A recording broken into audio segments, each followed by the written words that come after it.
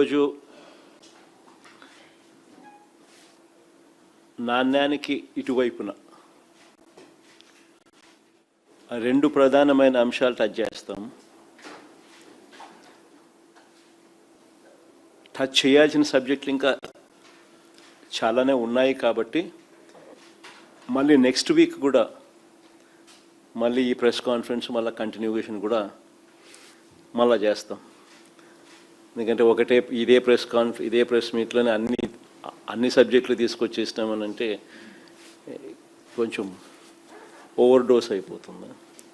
So ఈరోజు ప్రధానంగా touch చేయబోయేది డిఎస్సిలో 2 డిఎస్సీలకు సంబంధించి. అంటే ఒకటి చంద్రబాబు నాయుడు గారి కొడుకు లోకేష్ ఎడ్యుకేషన్ మంత్రిగా ఉంటూ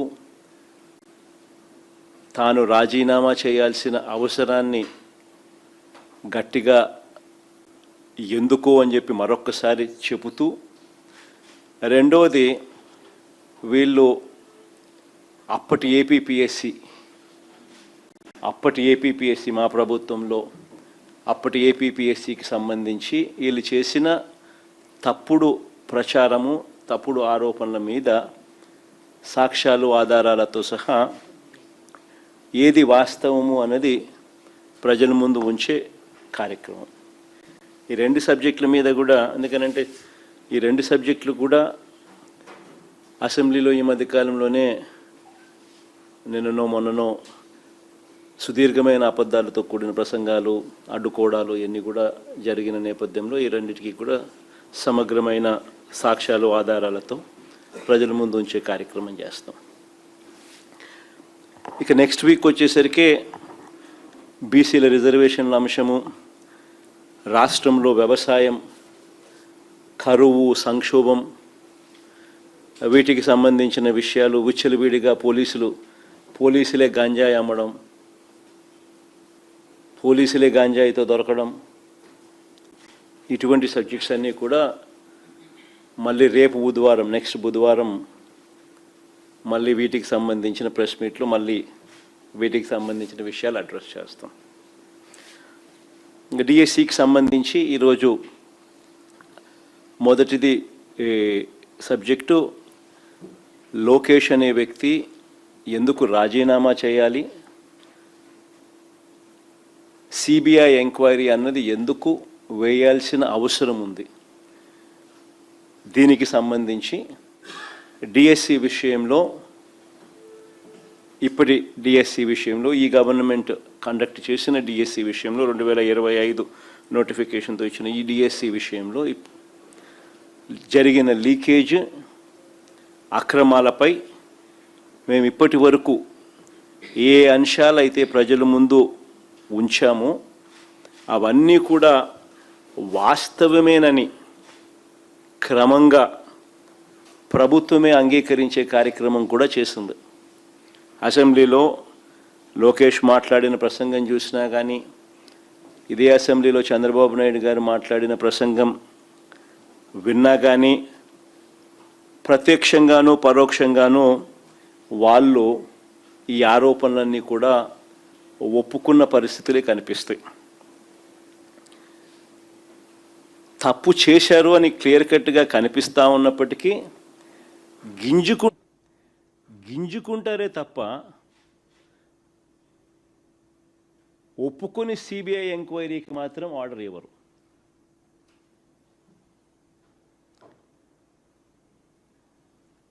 ఎలా తయారైపోయిందనంటే అసెంబ్లీ ప్రతిపక్ష పార్టీ అయిన ఉన్న ఏకైక ప్రతిపక్ష పార్టీ మేము. మాకు ప్రతిపక్ష పార్టీ కింద మమ్మల్ని యాక్సెప్ట్ చేస్తే మాకు ప్రతిపక్ష హోదా ఇవ్వాల్సి వస్తుంది. సో ఆ ప్రతిపక్ష నాయకుడు, ఆ ప్రతిపక్ష పార్టీకి ఎంతమంది అన్నా ఎమ్మెల్యేలు ఉండని, ఆ ప్రతిపక్షానికి ఒక ప్రతిపక్షం అన్నది యాక్సెప్ట్ చేస్తే ఆ ప్రతిపక్షానికి ఒక నాయకుడు వస్తాడు. ఆ నాయకుడికి యాక్సెప్ట్ చేస్తే, ప్రతిపక్షం అన్న పార్టీ కింద యాక్సెప్ట్ చేస్తే ఆ ప్రతిపక్ష పార్టీ నాయకుడిని కూడా యాక్సెప్ట్ చేయాలి. నాయకుడిగా ప్రతిపక్ష పార్టీ నాయకుడిగా యాక్సెప్ట్ చేస్తే సభా సమయంలో సభా అధ్యక్షుడు చంద్రబాబు నాయుడు గారికి ఏ రకమైన టైం ఇస్తారో అదే టైము ప్రతిపక్ష నాయకుడు కూడా ఇవ్వాల్సి వస్తుంది. కాబట్టి అది ఇవ్వకూడదు అని చెప్పి వీళ్ళు సభ నడుపుతూ ఉన్నారు, ప్రతిపక్షాన్నే అక్నాలెడ్జ్ చేయకుండా. ఇలాంటి పరిస్థితులు అసెంబ్లీలో ఎలా జరుగుతూ ఉందంటే, ప్రత్యర్థి జట్టు లేని చోట బౌలింగు ఫీల్డింగ్ కూడా లేకుండా తండ్రి కొడుకులు ఇద్దరు మాత్రమే బ్యాటింగ్ చేస్తూ ఉన్నారు. బ్యాటింగ్ చేసి వీళ్ళందరికీలే బ్రహ్మాండంగా బ్యాటింగ్ చేసినామని వీళ్ళందరికీలే కితాబిచ్చుకుంటా ఉన్నారు. నిజంగా ఆశ్చర్యం కలిగించే విషయం ఏంటంటే, అసెంబ్లీలో ఈ మాదిరిగా బ్యాటింగ్ చేస్తారు, కానీ పక్కన మండలిలో 4 రోజుల నుంచి స్తంభింపజేస్తూ ఉన్నారు. ఇదే డిఎస్సి అనే సబ్జెక్టు మీద చర్చ జరగాలి అని. లోకేష్ రాజీనామా చేయాల్సిన అవసరం ఏముంది అని చెప్పడానికి సాక్ష్యాలు ఆధారాలతో వాళ్ళు రెడీగా ఉంటూ, సిబిఐ ఎంక్వైరీ వేయాల్సిన అవసరం ఎందుకుంది అని చెప్పడానికి వాళ్ళు సిద్ధంగా ఉంటూ సాక్ష్యాలు ఆధారాలతో రెడీగా, పక్కన కౌన్సిల్లో మాత్రం డిస్కషన్ చేయరు, డిస్కషన్లోకి రానిరు.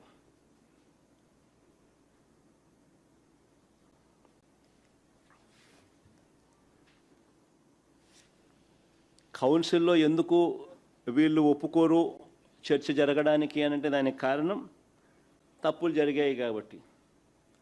అది ఎక్కడ సాక్ష్యాలు ఆధారాలతో సహా బయటపెట్టే పరిస్థితి కనిపిస్తుందేమో అని చెప్పి సిబిఐ విచారణ చేయాల్సిన అవసరం ప్రస్ఫుటంగా అందరికీ కూడా తెలుస్తుంది. కాబట్టి లోకేష్ రాజీనామా చేయాల్సిన అవసరం ప్రతి ఒక్కరికి కూడా తేటతెల్లంగా కనిపిస్తుంది. కాబట్టి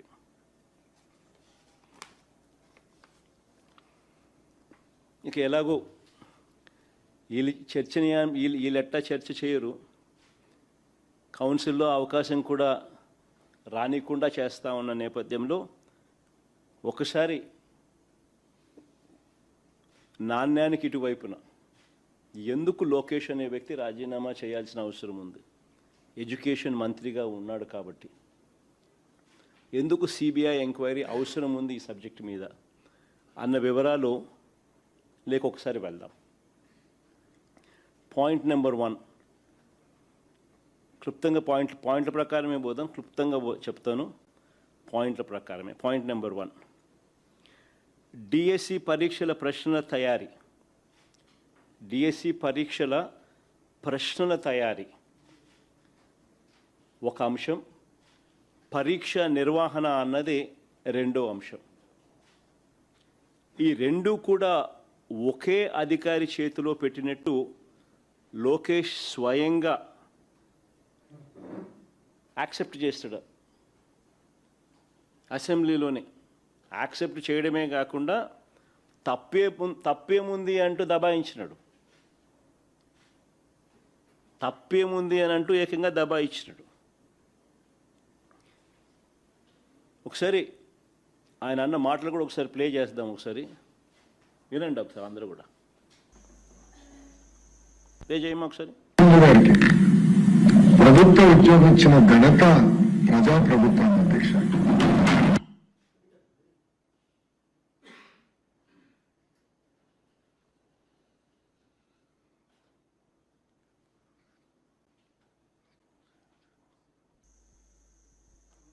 ఏమా ప్రాబ్లం ఉందా?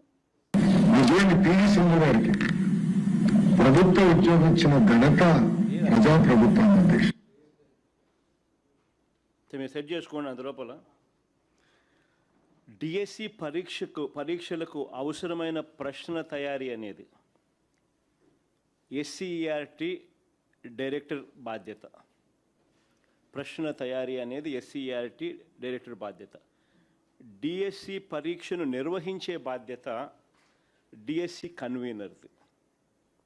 ఈ రెండు ఒకే వ్యక్తికి ద్వారా జరిపిస్తే పారదర్శకతకు పాతర వేసినట్టు అవుతుంది, లీకేజీకి స్వయంగా ద్వారాలు తెరిచినట్టు అవుతుంది. అంటే ప్రశ్నల తయారీకి ఒకంతోనే చేయిస్తూ ఉన్నారు. పరీక్ష నిర్వహణ చేసే కార్యక్రమం కూడా సేమ్ వ్యక్తితోనే చేస్తూ ఉన్నారు. ఏపీడిఎస్సి నియామకాల చరిత్రలోని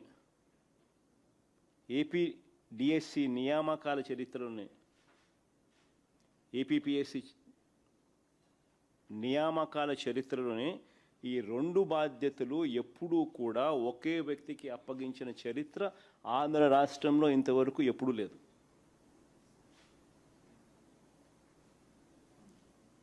ఎందుకు ఆ రకంగా చేస్తారు అని అంటే దానికి కారణం ప్రశ్నలు తయారీ చేసే వ్యవస్థకు పరీక్ష నిర్వహించే వ్యవస్థకు మధ్య ఉండాల్సిన చెక్స్ అండ్ బ్యాలెన్సెస్ తొలగిపోతాయి కాబట్టి.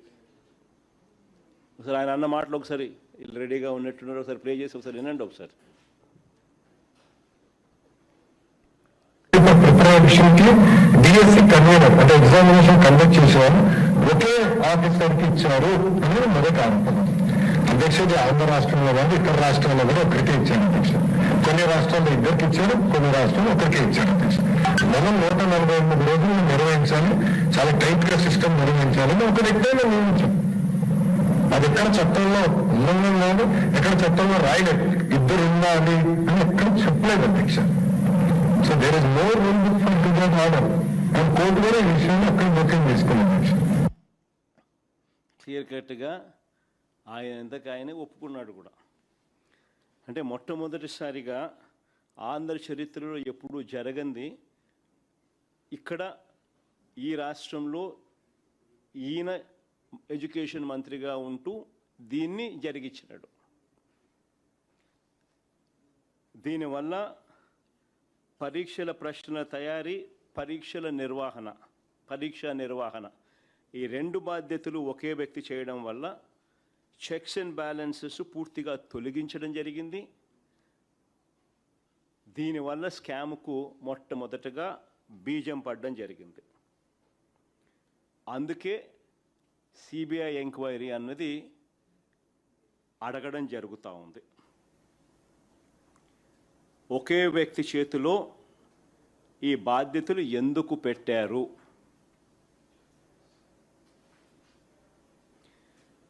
ఇలా చేసినందువలన చెక్స్ అండ్ బ్యాలెన్సెస్ లేకుండా పోయి లీకేజీకు ద్వారాలు తెరిచినారు కాబట్టి. పాయింట్ నెంబర్ 2, రెండో పాయింట్, డిఎస్సి ప్రశ్న పత్రాలు తయారు చేసే విభాగంలో ఉన్న అవుట్సోర్సింగ్ ఉద్యోగి నవీన్కు ఫస్ట్ ర్యాంక్ రావడం వాస్తవమేనని అసెంబ్లీ సాక్షిగా మరోసారి తండ్రి కొడుకులు ఇద్దరు ఒప్పుకున్నారు, అబ్బా కొడుకులు ఇద్దరు ఒప్పుకున్నారు. ఒకసారి ప్లే చేయండి అమ్మా ఒకసారి. ఫస్ట్ మెరిట్ లిస్ట్ చూపించండి. ఫస్ట్ ఇది నవీన్కు ఫస్ట్ ర్యాంక్ వచ్చిన నవీన్కు సంబంధించిన మెరిట్ లిస్టు. నెంబర్ 1 ర్యాంక్లో నవీన్ అక్కడ కనిపిస్తున్నారు చూడండి, ఫస్ట్ ర్యాంకు. ఇదే నవీన్కు మళ్ళీ మెరిట్ లిస్ట్ మార్చేసి నవీన్ పేరు తీసేసిన సెకండ్ మెరిట్ లిస్ట్ ఒకసారి చూపించండి. నవీన్ పేరు తీసేసిన సెకండ్ మెరిట్ లిస్ట్ పబ్లిష్ చేసినారు. ఫస్ట్ మెరిట్ లిస్ట్లో నవీన్ పేరు ఉంటుంది. వెంటనే నవీన్ తప్పించే కార్యక్రమం చేసి నవీన్ పేరు తీసేసి నవీన్ పేరు లేకుండా సెకండ్ మెరిట్ లిస్ట్ రిలీజ్ చేసినారు. అబ్బా కొడుకులు ఇద్దరు కూడా తనకు ఫస్ట్ ర్యాంక్ వచ్చిందని అసెంబ్లీ సాక్షిగా ఇద్దరు ఒప్పుకున్నారు. ఆ క్లిప్పింగ్ కూడా ఒకసారి ప్లే చేయండి ఒకసారి. చంద్రబాబు నాయుడు గారు లోకేష్ మాటల్లో.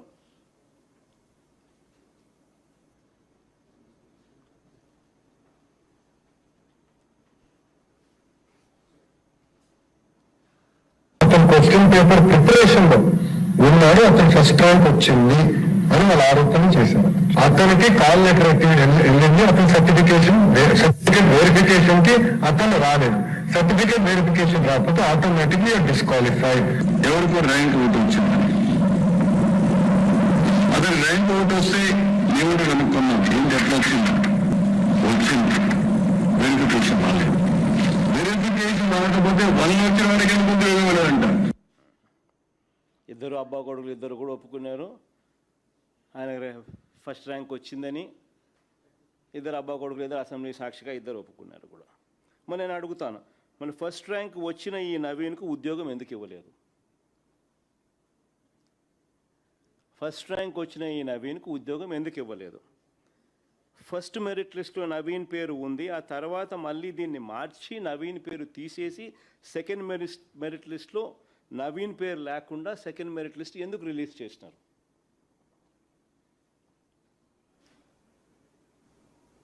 చంద్రబాబు నాయుడు గారు ఆయన కొడుకు ఏమంటారు? అబ్బా కొడుకులు ఇద్దరు నవీన్కి ఎందుకు ఉద్యోగం ఇవ్వలేదు అని అంటే ఏమంటారు? సర్టిఫికెట్ల వెరిఫికేషన్కు నవీన్ రాలేదు కాబట్టి ఉద్యోగం ఇవ్వలేదట. అదే కదా విన్నారు మీరు ఎంతగా? అదే కదా మీరు అంతా విన్నారు కూడా. సర్టిఫికెట్ల వెరిఫికేషన్కు రాకపోతే ఎవరికైనా ఉద్యోగం ఎట్టిస్తాము, రాలేదు కాబట్టి ఇవ్వలేదంట. మరి ఇదే వాస్తవం అయితే మరి నవీన్ అనే క్యాండిడేట్ కోర్టుకు ఎందుకు పోయినాడు? మరి ఇదే వాస్తవం అయితే నవీన్ అనే వ్యక్తి కోర్టుకు ఎందుకు పోయినాడు? నవీన్ అనే వ్యక్తి కోర్టుకు పోయి క్యాండిడేట్ నవీన్ తన ఐడిని బ్లాక్ చేశారని, కాల్ లెటర్ తనకు పంపలేదని కోర్టుకు పోయినాడు.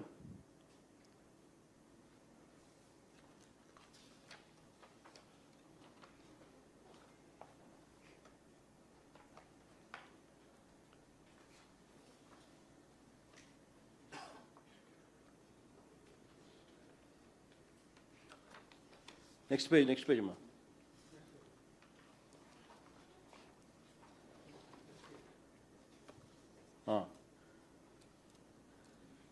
తన డిఎస్సి లాగిన్ బ్లాక్ అయిందని విద్యాశాఖకు మెయిల్ పెట్టిన Naveen, I'm Naveen mega DSC so and so login is not login from 26/8/2025 to till now 3/9/2025, so I could not receive the call letter.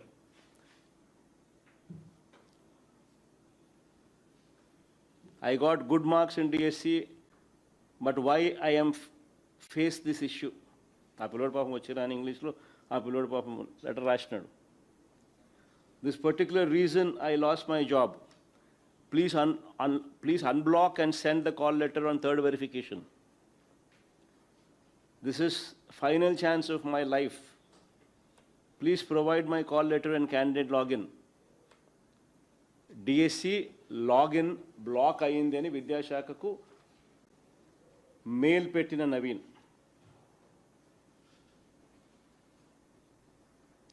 ఇదే కోర్టుకు అఫిడవిట్ ఫైల్ చేసినాడు.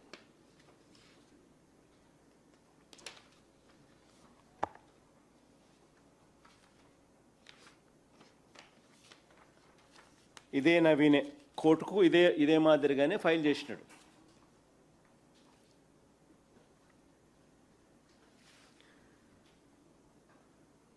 ఇంతకుముందు ఫస్ట్ దాంట్లో చూస్తే ఫైల్ చేసిన అఫిడవిట్ కాపీ, కోర్టుకు ఫైల్ చేసిన అఫిడవిట్ కాపీ.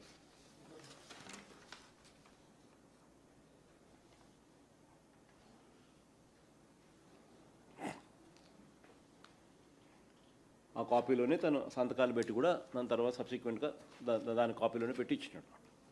నేను అడుగుతా ఉన్నా, నేను చంద్రబాబు నాయుడు గారిని అబ్బా కొడుకుని ఇద్దరిని ఒకటే అడుగుతాను. క్యాండిడేట్ ఐడిని బ్లాక్ చేసి కాల్ లెటర్ పంపనప్పుడు ఆ నవీన్ సర్టిఫికేట్ వెరిఫికేషన్కు ఎలా రాగలుగుతాడు?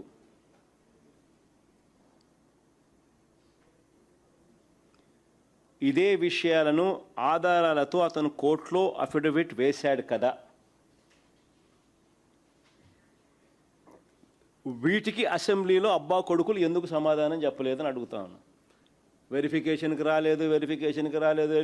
రాకపోతే ఎలా ఇస్తామని అంటాడే తప్ప వీళ్ళు ఐడిని బ్లాక్ చేశారని కానీ, వీళ్ళు కాల్ లెటర్ పంపలేదని కానీ, అందుకనే నవీన్ అనే వ్యక్తి వెరిఫికేషన్కు రాలేకపోయాడని కానీ అందుకనే నవీన్ అనే వ్యక్తి తనకు అన్యాయం జరిగింది, న్యాయం చేయమని చెప్పి కోర్టులో అఫిడవిట్ వేసాడని కానీ, కోర్టులో ఫైల్ చేసాడని కానీ ఎందుకు అబ్బా కొడుకులు అసెంబ్లీలో చెప్పలా?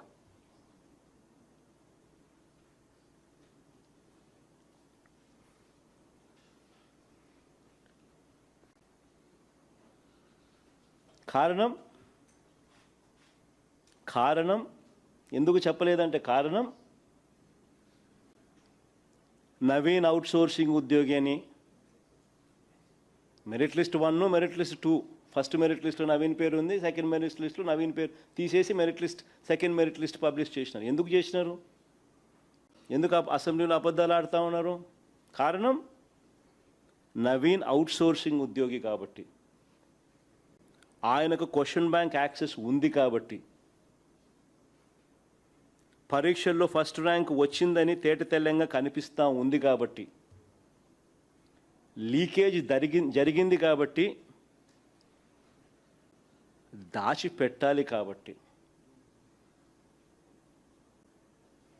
అతనికి ఉద్యోగం ఇస్తే గోల్ అవుతుంది కాబట్టి,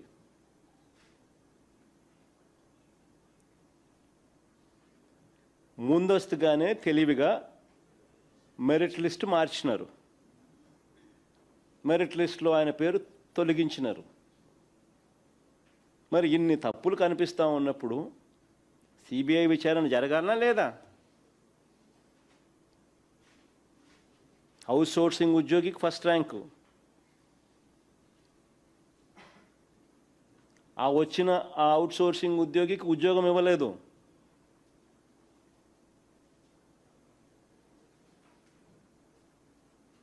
తన ఐడిని బ్లాక్ చేసినారు, తన కాల్ లెటర్ పంపలేదు,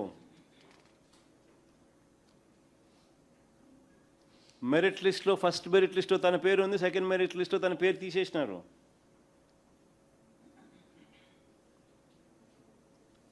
ఆ మనిషి నాకు ఉద్యోగం ఎందుకు ఇవ్వడం లేదని కోర్టుకు వేసినాడు. నా ఐడిని బ్లాక్ చేసినారు, నాకు నాకు కాల్ లెటర్ పంపలేదు, దయచేసి నాకు ఉద్యోగం ఇవ్వండి అని కోర్టుకు వేసినాడు. మరి నవీన్తో ఒక్కచోట ఆగిపోయిందా ఈ లీకులు? నవీన్ దగ్గర నుంచి ఇంకా ఎంతమంది దగ్గరికి పోయిందా అని తెలియాలనా లేదా? బయటికి రావాలనా లేదా?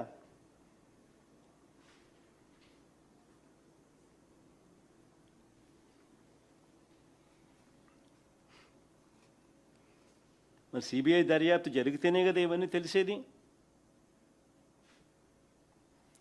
మూడో పాయింట్, ఇది చాలా ఇంపార్టెంట్ పాయింట్. మూడో పాయింట్,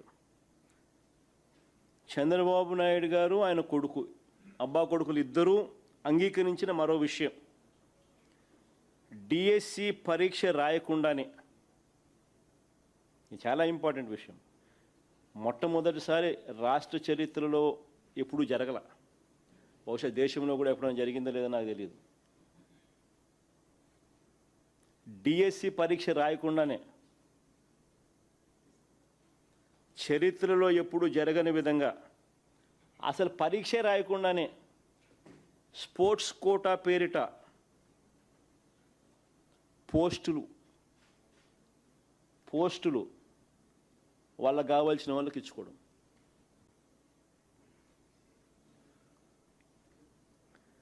దీనికోసం జీవోలు జారీ చేశారని ఇద్దరు అబ్బా కొడుకులు ఒప్పుకున్నారు.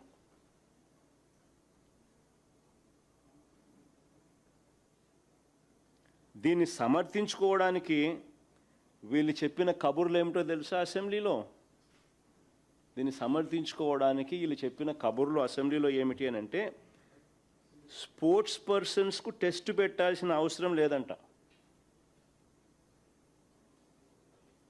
వీళ్ళు చెప్పిన మాటలు అసెంబ్లీలో, స్పోర్ట్స్ పర్సన్స్కు టెస్టులు పెట్టాల్సిన అవసరం లేదంట.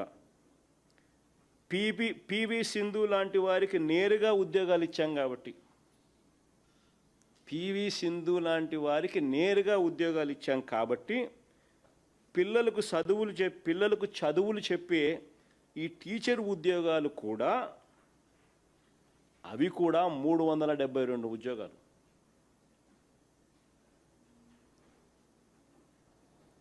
అలాగే సింధులాగానే ఇచ్చేయాలట. ఇచ్చారంట. దానికి దీనికి పొందన పెట్టినారు. ఒక్కసారి వాళ్ళు ఏమన్నారో, ఇద్దరు అబ్బా కొడుకులు ఏమన్నారో ఒకసారి ప్లే చేయండి అమ్మా ఒకసారి.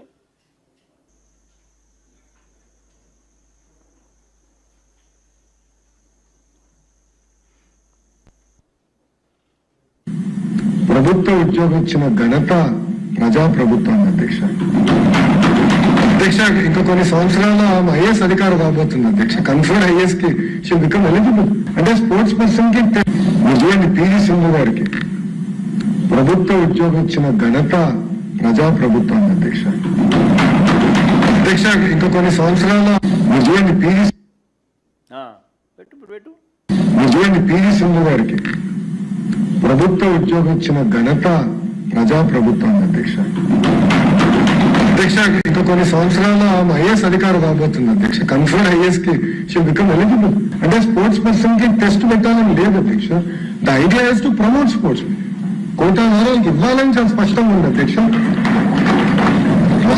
వాళ్ళందరికీ ఏదైతే రూల్ పాటించామో అదే రూల్ ఇక్కడ కూడా పాటించి వాళ్ళ సింధుకు ఏ రూల్ పాటించినామో ఇక్కడ కూడా అదే రూల్ పాటించినారంట.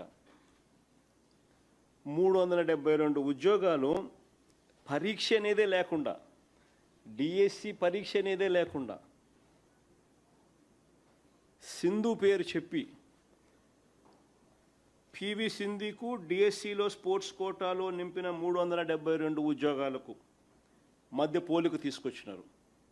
ఇది కేవలం అబ్బా కొడుకులకు మాత్రమే ఇది సాధ్యం.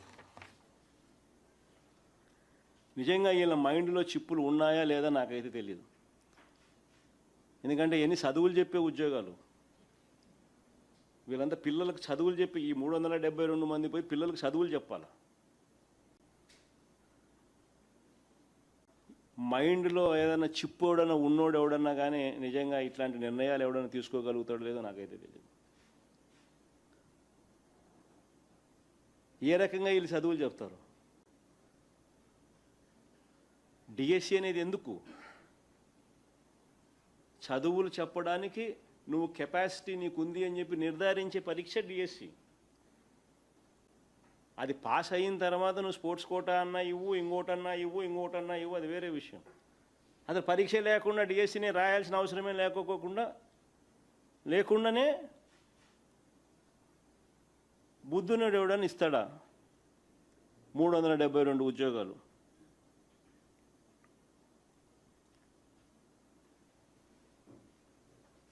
నేను అడుగుతా ఉన్నా, అసలు పివి సింధుకు ఈ 372 మంది ఉద్యోగాలకు స్పోర్ట్స్ కోటాలు ఇచ్చిన దానికి ఎలా పోలిక తేగలుగుతారని అడుగుతా ఉన్నా. పివి సింధు అనేది ఒక ఎక్సెప్షనల్ కేసు. పివి సింధు అనేది ఒక exceptional case. 2016 Rio Olympics silver medal సాధించింది. 2020లో టోక్యో ఒలింపిక్స్లో బ్రాంజ్ మెడల్ సంపాదించారు. బ్యాడ్మింటన్ వరల్డ్ ఫెడరేషన్ ఛాంపియన్షిప్ సంపాదించింది. కామన్వెల్త్ గేమ్స్, ఏషియన్ గేమ్స్, ఇలా చాలా ఇంటర్నేషనల్ టోర్నీస్లో ఆమె విజయాలు సాధించింది, మెడల్స్ తీసుకొచ్చింది.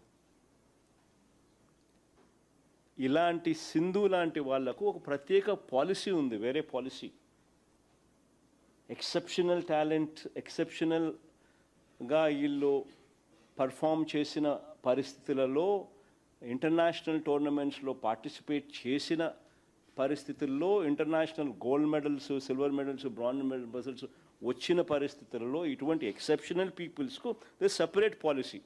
ఆ పాలసీ అది చూడండి ఒకసారి. వాళ్ళు డిస్ప్లే చేసిన పాలసీ 10/12/2024 ఎప్పటి నుంచో ఉంది, డిస్ప్లే చేసినారు. 10/12/2024 జియో నెంబర్ 18. ఏది? ఒలింపిక్స్.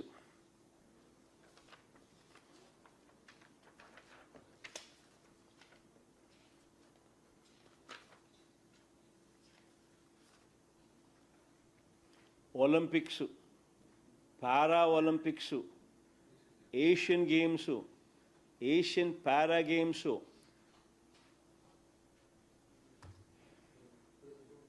సరే పేపర్ మా సరే పేపర్ ఇదైతే ఎక్కడ ఉంది పెట్లా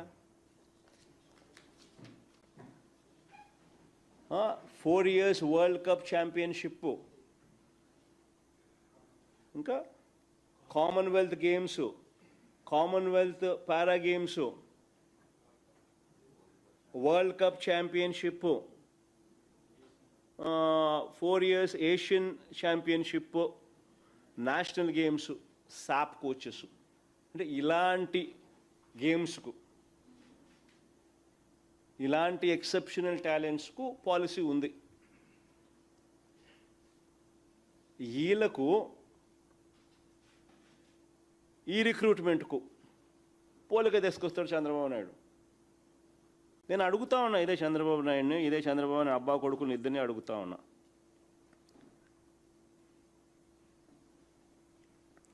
స్పోర్ట్స్ కోటాలో నియమించిన దాదాపు 372 మందిలో పివి సింధులా ఎంతమందికి ఒలింపిక్స్, వరల్డ్, ఏషియన్, కామన్వెల్త్ స్థాయి gold medals, silver medals, bronze మెడల్లు ఇలాంటి అచీవ్మెంట్స్ వచ్చినాయని అడుగుతా ఉన్నా. ఎంతమందికి వచ్చినాయని అడుగుతా ఉన్నా. నిజంగా తన స్కామును కప్పిపుచ్చుకునేదానికి సింధు లాంటి వాళ్ళను ఎలా ఉపయోగించుకుంటాడు అబ్బా కొడుకులు అని చెప్పడానికి నిదర్శనం ఇది. సింధు లాంటి వాళ్ళకి ఇవ్వడానికే టీచర్ రిక్రూట్మెంట్లో స్పోర్ట్స్ కోటాకు ఈ కొత్త జీవోలు ఇచ్చామని చెప్తా ఉన్న ఈ చంద్రబాబు, లోకేష్, నేను ఇద్దరిని అడుగుతా ఉన్నా. సింధు లాంటి వాళ్లకు ఇవ్వడానికే టీచర్ రిక్రూట్మెంట్లో స్పోర్ట్స్ కోటాకు ఈ కొత్త జీవోలు ఇచ్చామని చెప్తున్న ఈ చంద్రబాబు, లోకేష్ ఇద్దరిని కూడా నేను మళ్ళీ అడుగుతా ఉన్నా. మరి అలాంటప్పుడు ఈ జీవోలన్నీ మళ్ళీ వెనక్కి ఎందుకు తీసుకున్నారయ్యా అని రిక్రూట్మెంట్ అయిపోయిన తర్వాత. రిక్రూట్మెంట్ అయిపోయిన తర్వాత వెనక్కి ఎందుకు తీసుకున్నారని అడుగుతా ఉన్నా. వాస్తవాలు ఏమిటనంటే వీళ్ళ మనుషులకు టీచర్ ఉద్యోగాలు అమ్ముకోవడానికి స్పెషల్గా జీవో నెంబర్ 4, జీవో నెంబర్ 47 ఇచ్చి గేట్లు ఎత్తారు. స్పెషల్గా ఈ జీవోలు తీసుకొచ్చినారు. వీళ్ళ మనుషులకు టీచర్ ఉద్యోగాలు అమ్ముకోవడానికి జీవో నెంబర్ 4, జీవో నెంబర్ 47 ఇచ్చి గేట్లు ఎత్తారు. జీవో నెంబర్ 4, జీవో నెంబర్ 47 చూస్తే Andhra Pradesh in direct recruitment without the requirement of competitive exams across government departments, without the requirement of competitive exams. GO number 4 dated 19/4/2025. GO number 47 dated 19/4/2025. Without the requirement of competitive exams across government departments. అంటే గేట్లు ఎత్తారు. వాళ్ళ మనుషులకు teacher ఉద్యోగాలు అమ్ముకోవడానికి స్పెషల్గా GO number 4, GO number 47 ఇచ్చి గేట్లు ఎత్తినారు. ఎత్తిన తర్వాత పని పూర్తి చేసిన తర్వాత 372 మందికి ఉద్యోగాలు ఇచ్చుకున్న తర్వాత జీవో నెంబర్ 23, జీవో నెంబర్ 56 ఇచ్చి మళ్ళీ గేట్లు మూసేశారు. జీవో నెంబర్ 23, జీవో నెంబర్ 56 ఈ రెండు కూడా తీసి ఈ రెండు ఇచ్చి మళ్ళీ గేట్లు మూసేసినారు. ఈ రెండిట్లో ఏమని రాసినారు చూడు, amendments.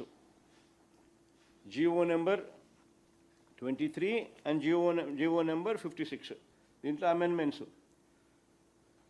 Sports persons who qualify in the prescribed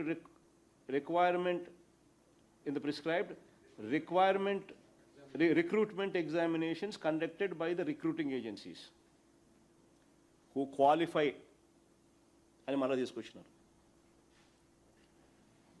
ఇంతకుముందు ఎగ్జామ్స్తో సంబంధం లేదన్నారు, ఇప్పుడు మళ్ళీ క్వాలిఫై అయితేనే అని మళ్ళీ తీసుకొచ్చి మార్పులు చేసినారు. Amendment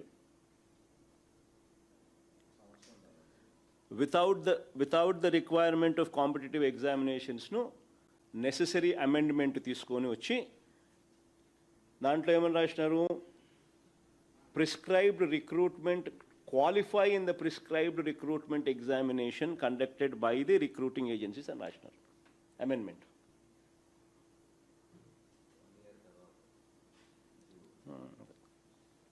Confused. అని మళ్ళీ గేట్లు మూసేసినారు. నేను అడుగుతా ఉన్నా, ఒకవైపు సింధు పేరు చెప్పి మరోవైపు వీళ్ళ అబద్ధాలు ఏ స్థాయిలో ఉన్నాయి అని అంటే ఇది వెరీ ఇంపార్టెంట్. అసలు వీళ్ళ అబద్ధాలు అనేది నిజంగా ఏ స్థాయిలో ఉన్నాయి అని అంటే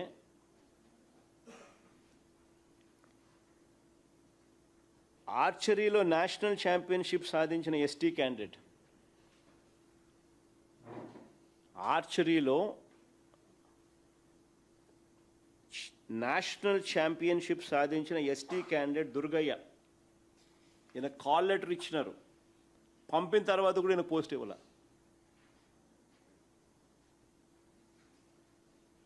గోల్డ్ మెడలిస్ట్.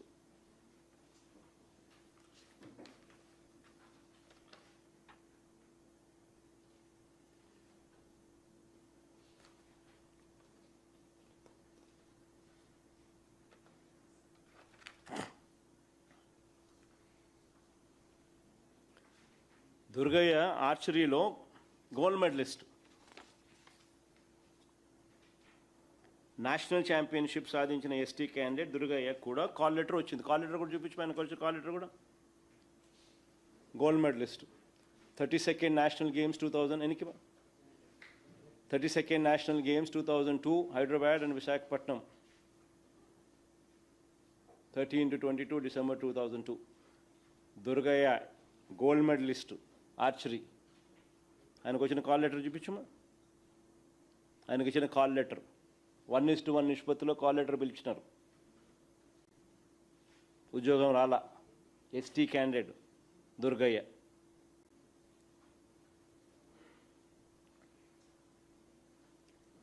ఆశ్చర్యం ఏమిటో తెలుసా, ఇది నిజంగా అందరూ కూడా చాలా సీరియస్గా తీసుకోవాల్సిన అంశం ఏంటంటే, ఆశ్చర్యం ఏమిటో తెలుసా, ఆముదాల వలస ఎమ్మెల్యే కూన రవికుమార్ అధ్యక్షుడిగా ఉన్న సాఫ్ట్ బాల్ అసోసియేషన్ నుంచి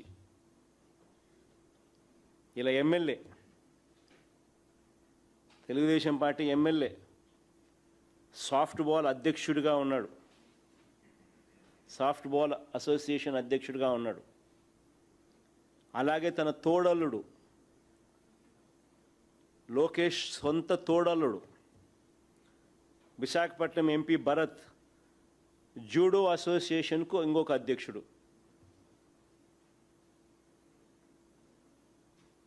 జూడో అసోసియేషన్కి ఇంకొక అధ్యక్షుడు.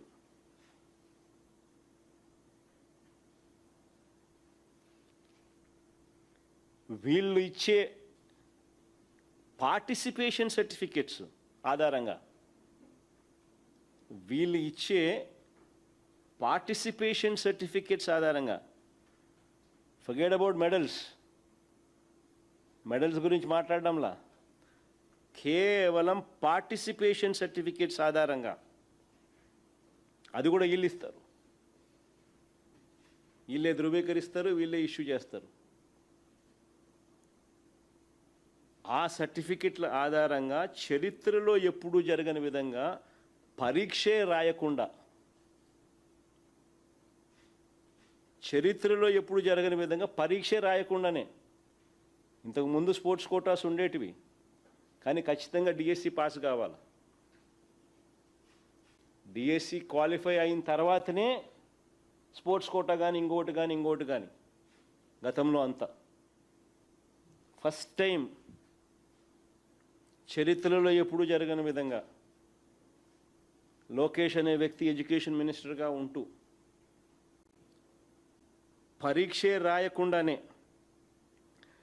ఏకంగా స్పోర్ట్స్ కోటాలో ఈ రకంగా 372 పోస్టులు ఫిల్ చేశారు.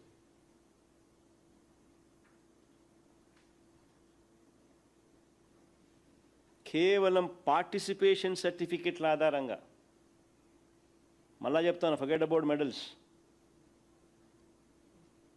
అది కూడా ఎక్కడ పార్టిసిపేషన్? Inter college. ఏ స్థాయి? ఇంటర్ కాలేజ్ స్థాయి. కాలేజీల మధ్య పార్టిసిపేట్ చాలంట. ఇచ్చే సర్టిఫికెట్లు మళ్ళీ ఇల్లే.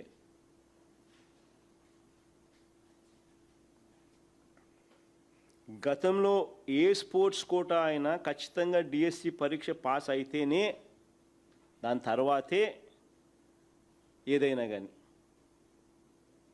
ఉద్యోగం అంటే. ఇప్పుడు చంద్రబాబు లోకేష్ పరిపాలనలో మాత్రమే ఏ ఎగ్జాము లేకుండానే కేవలం పార్టిసిపేషన్ సర్టిఫికేట్ అని వీరిచ్చే సర్టిఫికెట్ల ఆధారంగానే ఉద్యోగాలు ఇస్తూ ఉన్నారు.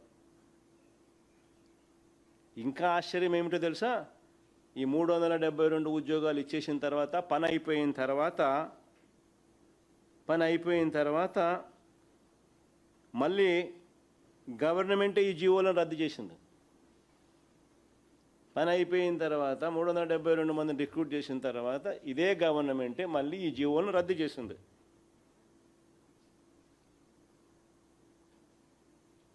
రద్దు చేసి ఇక మీదట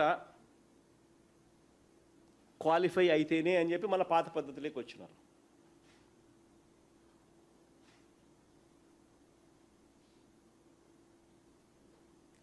నిజంగా ఈ మాదిరిగా జీవో నెంబర్ 447 ఎందుకు ఇచ్చినారు? పని అయిపోయిన తర్వాత మళ్ళీ జీవో నెంబర్ 23 and 56 ఎందుకు ఇచ్చినారు? దీని మీద సిబిఐ ఎంక్వైరీ జరగాల్సిన అవసరం ఉందా లేదా? ఏకంగా జీవోలు ఇచ్చే స్థాయిలోకి స్కామ్ పోయింది అని అంటే ఏకంగా పైనుంచి కింది దాకా అందరు ఉన్నట్టా లేరా? జీవోలు ఇచ్చే స్థాయిలోకి స్కామ్ పోయింది అని అంటే నిజంగా పైన ఎడ్యుకేషన్ మినిస్టర్ నుంచి కింద దాకా అందరు ఉన్నట్టా లేదా? మంత్రి సంతకం లేని జీవో ఇవ్వగలుగుతారా మంత్రి ఆమోదం లేకుండానే? ఇవ్వడము రద్దు చేయడాను పని అయిపోయి చేసినాక.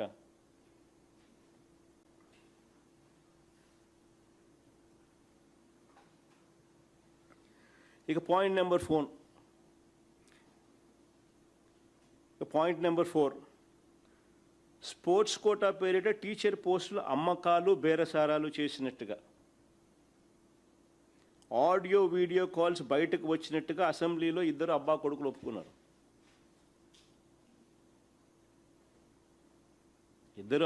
ఇద్దరు అసెంబ్లీలో ఒప్పుకున్నారు. స్పోర్ట్స్ కోటా పేరిట టీచర్ పోస్టుల అమ్మకాలు బేరసారాలు చేసినట్టుగా ఆడియో వీడియో కాల్స్ బయటకు వచ్చినట్టుగా అసెంబ్లీలో ఇద్దరు ఒప్పుకున్నారు. అదొకసారి ప్లే చేయండి మా. అసలు అది సోషల్ మీడియాలో వైరల్ అయిన ఆ టేప్స్.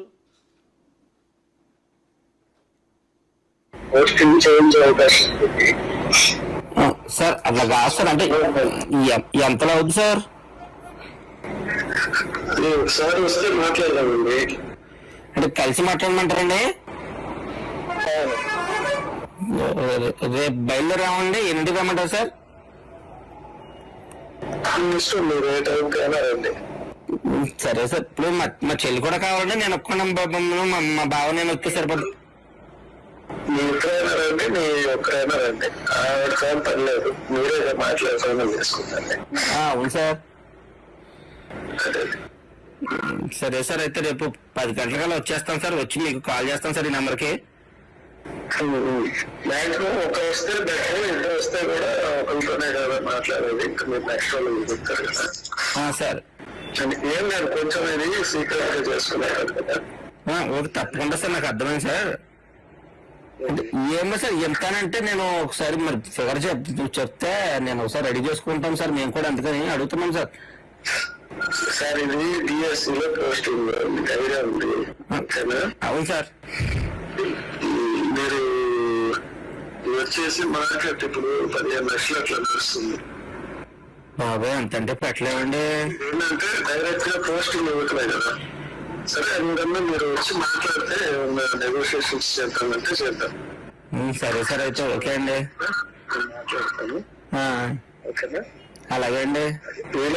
నేను యాక్చువల్ ఏంటంటే నేను ఇప్పుడు టైం తక్కువ ఉంది కాబట్టి ఇంటికే పిలిపించి మాట్లాడుతున్నా. ఇంట్లోనే మాట్లాడుతున్నాం. Okay sir. అలాగే సార్. కొంచెం పర్సనల్ గా వస్తే మాట్లాడుతున్నాం. తప్పకుండా సార్. ఓకే అండి, థ్యాంక్ యూ సార్. కొంచెం పర్సనల్ గా ఎవరితో ఇది డిస్కస్ చేసుకోవాలి. లేదో చెప్పిందండి మా చెల్లి చెప్పిందండి. పోస్ట్ ఇంపార్టెంట్ కదా సార్, మా ప్రజెంట్ వస్తామండి, చూసుకుంటాం సార్. సరే అండి. మరి క్లియర్ కట్గా వీడియోలో బేరసారాలు చేస్తున్న వ్యక్తి ఫోన్ నెంబర్ అంత స్పష్టంగా కనపడుతోంది. ఆ బేరసారాలు చేస్తా ఉన్న వ్యక్తి ఫోన్ నెంబర్ అంత స్పష్టంగా క్లియర్ కట్గా వీడియోలో కనిపిస్తూ ఉంది. మరి నేను అడుగుతా ఉన్నా, ఎఫ్ఐఆర్ కాపీలో ఆ పేరు చూపకుండా పోలీసులకు ఆ నెంబర్ ద్వారా ఆ మనిషి ఎవరు అని చెప్పి కనుక్కోవడం ఎంతసేపు పని? కానీ పోలీసులు ఎఫ్ఐఆర్ రిపోర్ట్లు ఏమని రాసినారు? పేరు చోట ఎఫ్ఐఆర్ కాపీలో పేరు చూపకుండా కేవలం సస్పెక్టెడ్ రాస్తారు. అక్కడ నేమ్ దగ్గర ఎఫ్ఐఆర్ కాపీలో నేమ్ దగ్గర కేవలం సస్పెక్ట్ అని.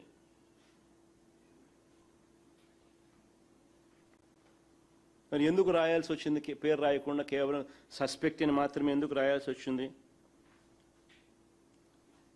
ఇంకా ఆశ్చర్యం ఏమిటో తెలుసా, ఈ మనిషికి స్టేషన్ బెయిల్ ఇచ్చి పంపించినారు. అరెస్టుల కథ దేవుడు ఎరుగు, శిక్షల కథ దేవుడు ఎరుగు. స్టేషన్ బెయిల్ ఇచ్చి పంపించేసినారు. మళ్ళా పైగా కింద చూడండి, 8th పాయింట్, ఎఫ్ఐఆర్ నమోదు చేయడానికి ముందు సీనియర్ అధికారులతో ఎందుకు మాట్లాడాల్సి వచ్చింది? Reasons for delay, consulted with higher officials. Reasons for delay in reporting by the complainant. అక్కడ ఏమని రాస్తారు?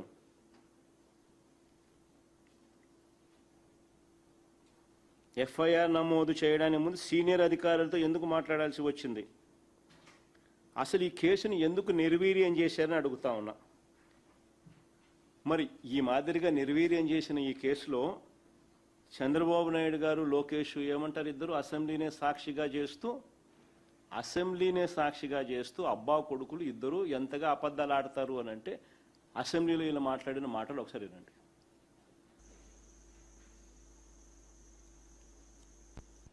ఎంతో సీరియస్ యాక్షన్ తీసుకున్నట్టుగా, ఎంతో సీరియస్గా వాళ్ళని అరెస్ట్ చేసినట్టుగా, వాళ్ళని జడ్జి ముందర ప్రవేశపెట్టినట్టుగా, బిఎస్సి కోటాలో ఏదో ఆడియో టేప్ ఉంది, ఒక్కొక్క సర్టిఫికేట్ కి ఇంత డబ్బులకి అమ్ముతున్నారు, ప్రత్యేకంగా షాప్ వాళ్ళు ప్రొటెక్ట్ చేస్తుంది అని ఒక ఆడియో లీక్ వచ్చింది. అధ్యక్ష, ఆడియో లీక్ వచ్చిన వెంటనే షాప్ ఇమ్మీడియట్ గా కంప్లైంట్ ఇచ్చి, ఒకరు విచారణ కమిషనరేట్ కి కంప్లైంట్ ఇచ్చి, ఆ వ్యక్తి ఎక్కడున్నారో ఎత్తి అతన్ని పైన కేసు పెట్టి అతన్ని జ్యుడిషియల్ రిమాండ్ కూడా పంపించిన ఘనత ప్రజాప్రభుత్వం. Audio recording DSC sports quota జరిగింది. ఎవడో మాట్లాడుకుంటున్నాడు, వాళ్ళ పైన స్పోర్ట్స్ కౌన్సిల్ అథారిటీని కేసు పెట్టారు, అరెస్ట్ చేశారు. అరెస్ట్ పెడితే బెయిల్లో వచ్చారు. మరి నిజంగానే అరెస్ట్ చేసినారా? జడ్జి ముందర పెట్టినారా? ఎన్ని నెలలు జైల్లో పెట్టినారని చెప్పి చూసి ఒకసారి చూస్తే CCTNS అంటే crime and criminal tracking network and systems, state government. Crime and criminal tracking network and systems central government guide లైన్స్లో 2009 నుంచి ఇది ఏ రాష్ట్ర ప్రభుత్వం అయినా కూడా ఇది ఇంప్లిమెంట్ చేయాలి. అంటే ప్రతి ఎఫ్ఐఆర్ దానికి సంబంధించిన మనిషికి ట్రాక్ చేసి crime and criminal tracking network and system CCTNS వీళ్ళు స్వయంగా దాంట్లో రాసినది ఏమని? yet to be arrested. చూడండి ఒకసారి మీరే. మళ్ళీ అక్కడ కూడా పేరేం పేరు? సస్పెక్ట్. మళ్ళీ పేరు రాయాల. పేరు రాస్తే మళ్ళీ ఎక్కడ ఏమేమి కదులుతాయో అని చెప్పి పేరు రాయాల, suspect. Address so and so, మళ్ళీ yet to be arrested status. Date చూపించుమా.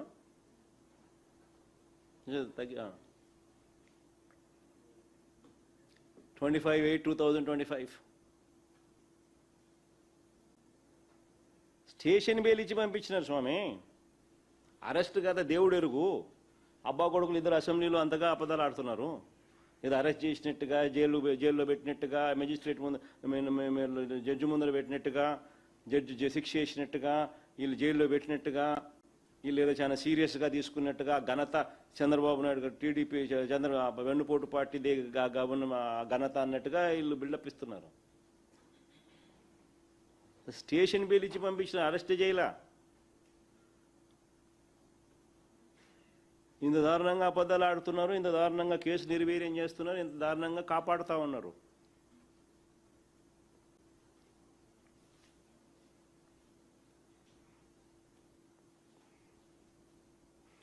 ఈ CCTNS, very very important document. CCTNS size తగ్గించి చూపించమని, జూమ్ ఇన్ చేసి జూమ్ అవుట్ చేయి. Crime and Criminal Tracking Network and Systems.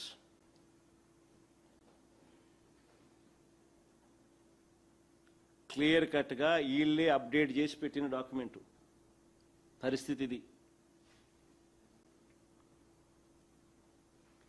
ఈ బేరసారాలన్నీ కూడా ఏ స్థాయిలో జరిగాయో చెప్పడానికి ఇంకో ఉదాహరణ కూడా సోషల్ మీడియాలో ఇంకోటి కూడా వైరల్ అవుతా ఉంది.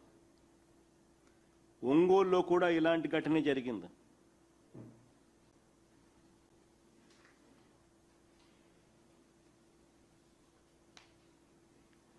డిఎస్సిలో జాబ్ ఇప్పిస్తారని తనను మోసం చేశారని కంప్లైంట్.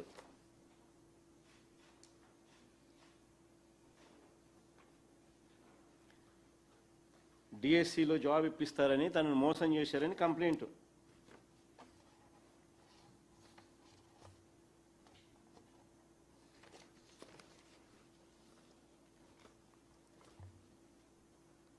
ఒక డిఎస్సి అభ్యర్థికి స్పోర్ట్స్ కోటాలో పోస్ట్ ఇప్పిస్తామని 14.5 లక్షలు తీసుకున్నారు. డిఎస్సిలో పోస్ట్ కోసం రాధిక 14 లక్షల పైగా ఇచ్చినట్టు బ్యాంక్ స్టేట్మెంట్. ఎవరికి ఇచ్చినారో ఎవరికి ఇచ్చిందో కూడా క్లియర్ కట్గా ఆధారాలు. 14 లక్షలు.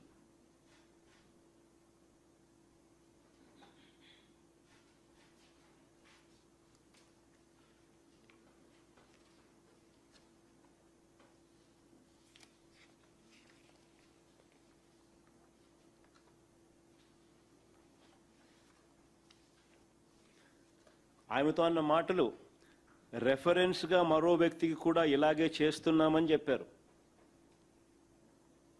రెఫరెన్స్గా చూపిన వ్యక్తికి పోస్ట్ వచ్చింది, కానీ ఈ అమ్మాయికి పోస్ట్ రాలేదు. మోసపోయాను అని చెప్పి ఎప్పుడైతే తెలుసుకుందో గట్టిగా అడిగితే ఏమన్నారు? గట్టిగా అడిగితే కొన్ని కారణాల వల్ల ఇవ్వలేకపోయినాము, ఏపీ టూరిజంలో మరో ఉద్యోగం ఇస్తామంటూ మభ్యపెట్టారు. కానీ ఈమె రెఫరెన్స్గా ఎవరైతే వాళ్ళు చెప్పినారో ఆ వ్యక్తికి ఉద్యోగం వచ్చింది. రెఫరెన్స్గా మరో వ్యక్తికి కూడా ఇలాగే చేస్తున్నామని చెప్పి వీళ్ళు చెప్పి ఈమె దగ్గర నుంచి డబ్బులు కూడా తీసుకున్నారు. ఆ వ్యక్తికి ఉద్యోగం వచ్చింది.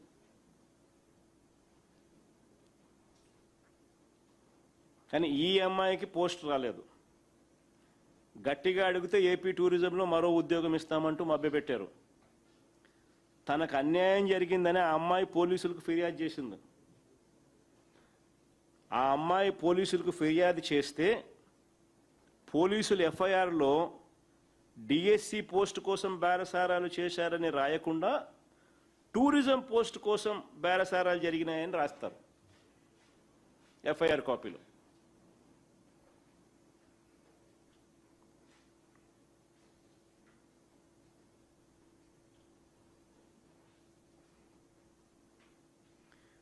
గత ఏడాది నవంబర్ 11న ఎఫ్ఐఆర్ నమోదు చేస్తే ఇప్పటి వరకు ఎలాంటి అరెస్టులు లేవు. గత ఏడాది నవంబర్ 11న ఎఫ్ఐఆర్ నమోదు చేస్తే ఇంతవరకు ఎలాంటి అరెస్టులు లేవు.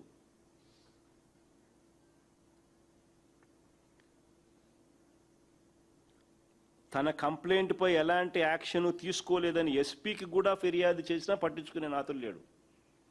తన ఫిర్యాదు పట్టించుకోవడం లేదంటూ ఏకంగా ఎస్పీకి ఫిర్యాదు చేసినా కూడా పట్టించుకునే పరిస్థితి లేదు.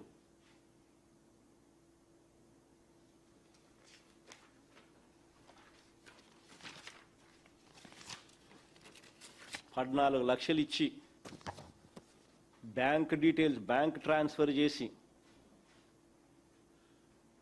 స్కామ్లో ఆధారాలతో సహా దొరుకుతా ఉన్నా ఎస్పీకి సైతం కంప్లైంట్ ఇచ్చిన పట్టించుకునే పరిస్థితి లేదు. అంటే డిఎస్సి విషయంలో ఏ కంప్లైంట్ వచ్చినా ఎక్కడివి అక్కడే విచారణ లేకుండానే వదిలేయడం. క్లియర్ కట్గా తండ్రి కొడుకులు ఇద్దరు ఆదేశాలతోనే పోలీసులు ఇంత బరి తెగిస్తా ఉన్నారనే దానికి నిదర్శనం.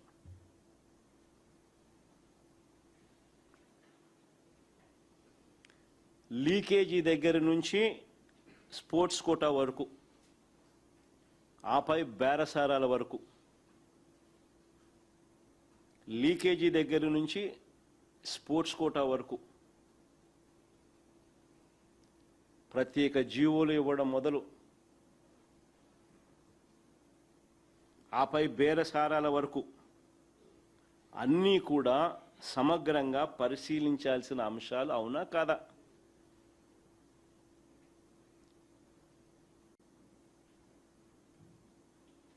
ఎడ్యుకేషన్ మంత్రిగా ఉన్న వ్యక్తి రాజీనామా చేయాల్సిన అవసరం ఉందా లేదా? ఏకంగా జీవోలో ఇచ్చి మళ్ళా జీవోలు రద్దు చేసి 372 మంది ఉద్యోగాలు ఏ ఎగ్జాము లేకుండా ఇచ్చేసి లీకేజీ దగ్గర నుంచి స్పోర్ట్స్ కోటా వరకు ఇచ్చిన జీవోల దాకా, ఆపై బేరసారాల వరకు ఈ అన్ని వ్యవహారాలను కూడా సిబిఐ చేత ఎంక్వైరీ జరగాల. జరిగిన వాటికి బాధ్యత వహిస్తూ లోకేష్ రాజీనామా చేయాలి. నీట్ క్వశ్చన్ పేపర్ లీక్ బాధ్యత వహిస్తూ కేంద్ర మంత్రి ధర్మేంద్ర ప్రధాన్ రాజీనామా చేశారు. కేంద్ర మంత్రి ధర్మేంద్ర ప్రధాన్ గారు రాజీనామా చేసినారు కదా, అక్కడన్నా జీవోలు ఇచ్చినా ఆడన్నా ఎవరు జీవోలు ఇచ్చిన పరిస్థితి లేదు. ఉట్టి లీకేజీలే. ఇక్కడ లీకేజీతో పాటు జీవోల ద్వారా ఏ ఎగ్జాము రాయకుండా ఉద్యోగాలు, ఆ తర్వాత బేరసారాలు, ఇన్ని కనిపిస్తూ ఉన్నాయి. మరి ఎన్డీఏలో భాగస్వామిగా ఉన్న చంద్రబాబు నాయుడుకు ఆయన కొడుకు వేరే నీతే? ధర్మేంద్ర ప్రధాన్ గారికి ఒక నీతి, చంద్రబాబు నాయుడు గారు ఆయన కొడుకు ఇంకో నీతి.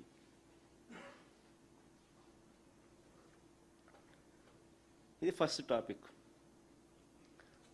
రెండో టాపిక్, చంద్రబాబు నాయుడు గారు కొడుకును కాపాడుకునేందుకు ఆయన చేస్తూ ఉన్న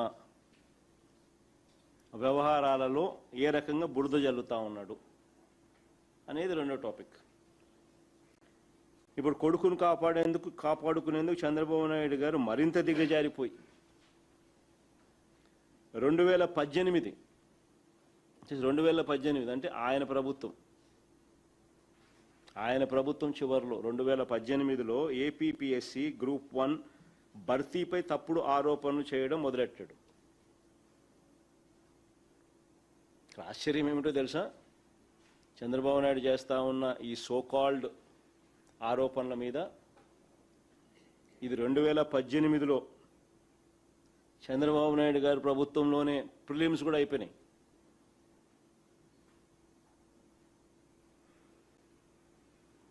ప్రిలిమ్స్ కూడా ఆయనే చేసినాడు. మేము చేసిన దానిలో ఊరికే మెయిన్స్ కండక్ట్ చేయడమే. సో ఎక్కడొస్తాయండి వెస్టెడ్ ఇంట్రెస్ట్లు ఎవరికైనా కూడా?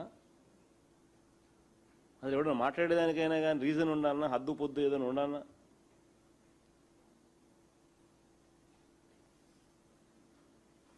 మరింత దిగజారిపోయి 2018లో ఏపీపీఎస్సీ గ్రూప్ 1 భర్తీపై తప్పుడు ఆరోపణలు చేయడం మొదలుపెట్టాడు. 163 మంది ఉన్నత ఉద్యోగుల జీవితాలను అతలాకుతలం చేయాలని చంద్రబాబు నాయుడు గారు టార్గెట్గా తీసుకుని వ్యవహరిస్తూ ఉన్నాడు. దీనికి సంబంధించి కొన్ని విషయాలు చెప్పాలి.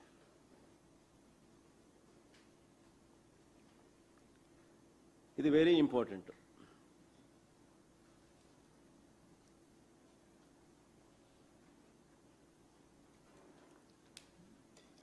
అప్పటి ఏపీపీఎస్సీ పరీక్ష పరీక్షల్లో ఇప్పటి చంద్రబాబు నాయుడు గారు గవర్నమెంట్లో కండక్ట్ చేసిన డిఎస్సి మాదిరిగా పేపర్ లీకేజ్ అప్పుడు జరగల.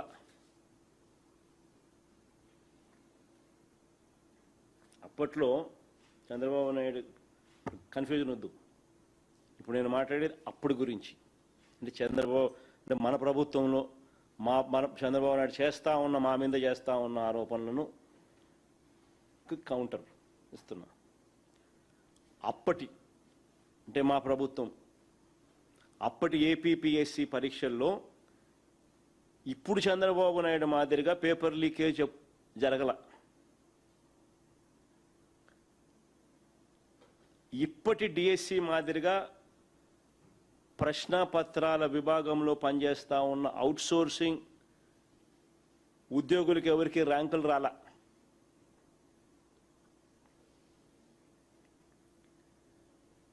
ఎవరికి అనుకూలంగా ప్రత్యేకమైన జీవోలు తీసుకొని రాలా. ఎవరికి అనుకూలంగా మేము మా హయాంలో ప్రత్యేకంగా ఎవరికి ఫేవర్ చేయాలని అనుకూలంగా ప్రత్యేకమైన జీవోలు తీసుకొని రాలా. పరీక్షలే రాయకుండా ఎవరికి ఉద్యోగాలు ఇవ్వాల. పరీక్షలే రాయకుండా ఉద్యోగాలు ఎవరికి ఇచ్చిన పరిస్థితి లేదు మా గవర్నమెంట్లో. ఉద్యోగాలు అమ్ముకున్నట్టుగా, డబ్బులు ఇచ్చినట్టుగా, బేరసారాలు చేస్తున్నట్టుగా ఆడియోలు, వీడియోలు ఇలాంటి ఆధారాలు ఏ రోజు కూడా మా ప్రభుత్వ హయాంలో బయటికి రాలా.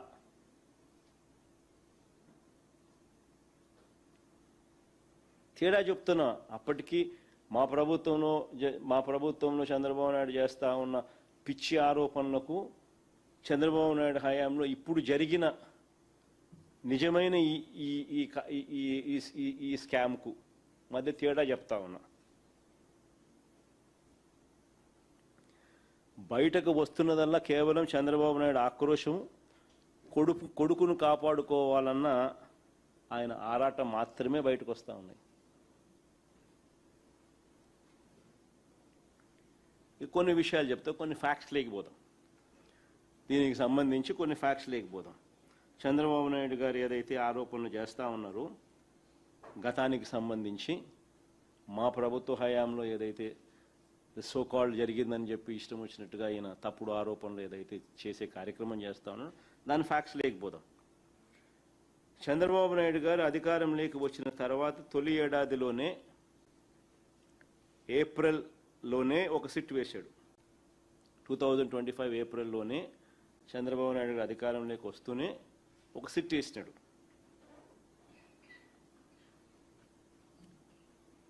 ఫైనల్ ఫలితాల వెల్లడిలో ఏ తప్పు జరగలేదని హైకోర్టులో, మళ్ళా చెప్తా ఉన్నాను, ఫైనల్ ఫలితాల వెల్లడిలో ఏ తప్పు జరగలేదని హైకోర్టులో గవర్నమెంట్ అడ్వకేట్లు అఫిడవిట్ ఫైల్ చేసినారు. ఎప్పుడు? 14/11/2025 చంద్రబాబు నాయుడు గవర్నమెంట్లో, ఆయన అధికారులు కోర్టుకు ఫైల్ చేసిన అఫిడవిట్ ఇది. ఆ అఫిడవిట్లో మెన్షన్ చేసిన పాయింట్లు చూస్తే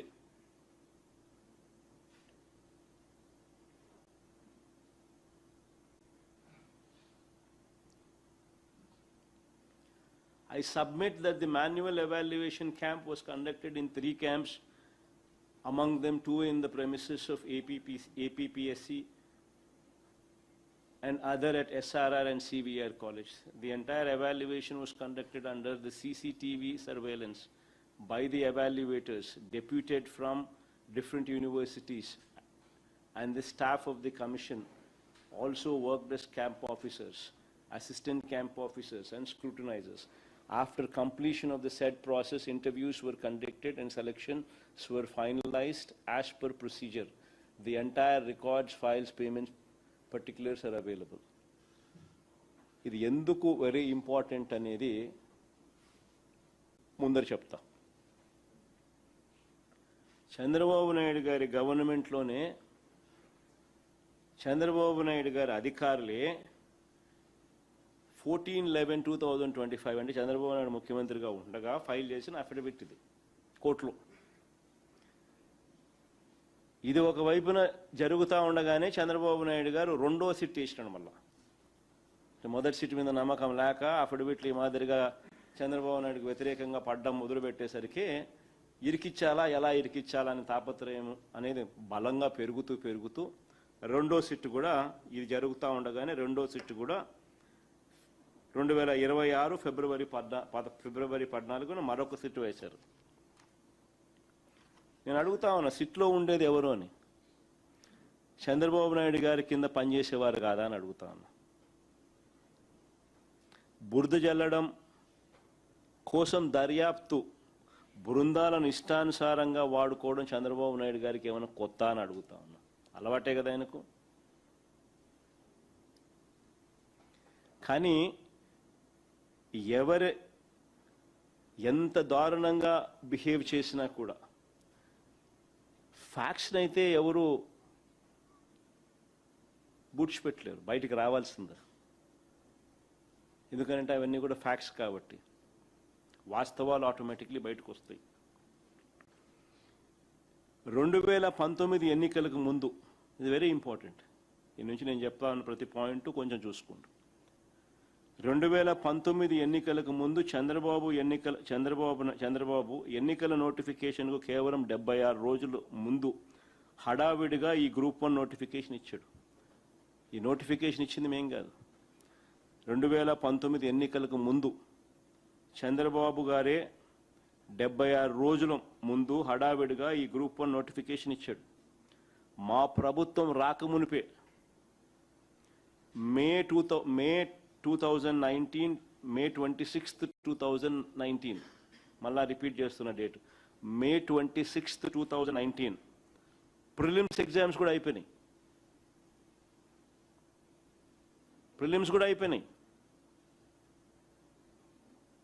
మా గవర్నమెంట్ రాకమునిపే, మా గవర్నమెంట్ వచ్చింది 30th మే 2019 మా గవర్నమెంట్ వచ్చింది. అంటే మా గవర్నమెంట్ రాకమునిపే 26th మే 2019కే ప్రిలిమ్స్ కూడా అయిపోయినాయి, కండక్ట్ చేసేసినారు. మేము వచ్చిన తర్వాత చేసింది ఏమిటంటే ఆ ప్రిలిమ్స్ ఫలితాలను ప్రకటించి 2020 డిసెంబర్ 14 నుంచి 20 మధ్య మెయిన్స్ కండక్ట్ చేసినాం వీళ్లకు, ఈ ప్రిలిమ్స్లో పాస్ అయిన వీళ్లకు. ప్రిలిమ్స్లో పాస్ అయిన వీళ్లకు మెయిన్స్ కండక్ట్ చేయడమే మేము చేసింది. సో ఎక్కడి నుంచి వస్తాయండి వెస్టెడ్ ఇంట్రెస్ట్ ఎవరికైనా కూడా?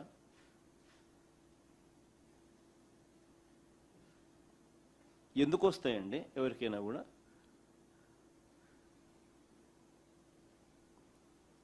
మా ప్రభుత్వం రాకమునిపే చంద్రబాబు నాయుడు గారి హయాంలోనే పరీక్ష జరిగితే ఎంపికైన అటువంటి వాళ్లకు మెయిన్స్ కండక్ట్ చేశాం. దీనికి రాజకీయ రంగు పులుముతా ఉన్నారు.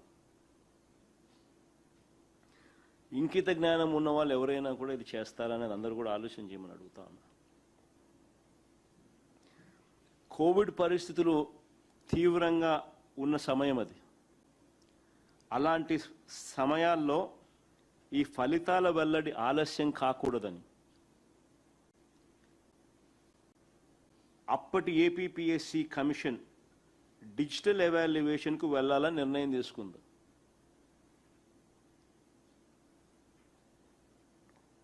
అప్పటి కమిషన్లో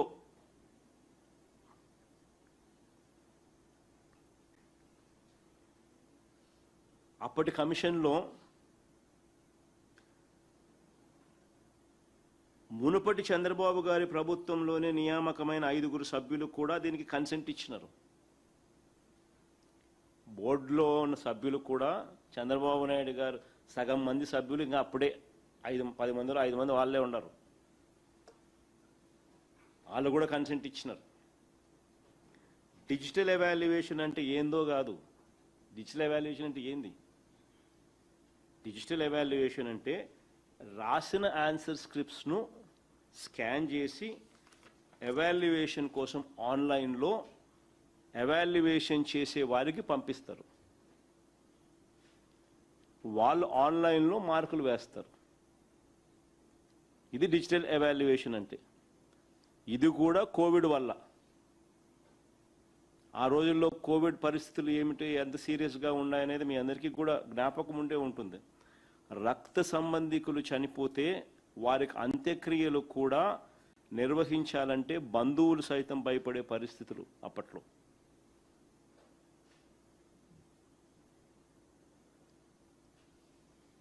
గ్రూప్స్ కింద మొత్తం అందరినీ ఒకే చోటుకి తీసుకొని వచ్చి ఫిజికల్ ఎవాల్యుయేషన్ చేసే పరిస్థితి కూడా లేని పరిస్థితులు. అలాంటప్పుడు డిజిటల్ ఎవాల్యుయేషన్ గురించి ఆలోచన చేసినారు. అయినా కొంతమంది హైకోర్టును ఆశ్రయించడంతో, ఇది వెరీ ఇంపార్టెంట్, అయినా కొంతమంది హైకోర్టును ఆశ్రయించడంతో హైకోర్టు ఆదేశాల మేరకు ఈ డిజిటల్ ఎవాల్యుయేషన్ను కన్సిడరేషన్లోకి తీసుకోలేదు. ఇది very important point. Digital evaluation has not been taken into consideration. High court ఆదేశాల మేరకు డిజిటల్ ఎవాల్యుయేషన్ కన్సిడర్లోకి తీసుకోలేదు. ప్రక్రియ ముందుకు సాగలేదు. ఈ డిజిటల్ ఎవాల్యుయేషన్ను తాము తప్పుబట్టలేమని, నోటిఫికేషన్లో దాని గురించి ప్రస్తావించలేదు కాబట్టే తాము మాన్యువల్ ఎవాల్యుయేషన్కు ఆదేశాలు ఇస్తున్నామని హైకోర్టు చెప్పింది. ఇది హైకోర్టు ఇచ్చిన ఆర్డర్. హైకోర్టు ఇచ్చిన ఆర్డర్ ఒకసారి గమనిస్తే,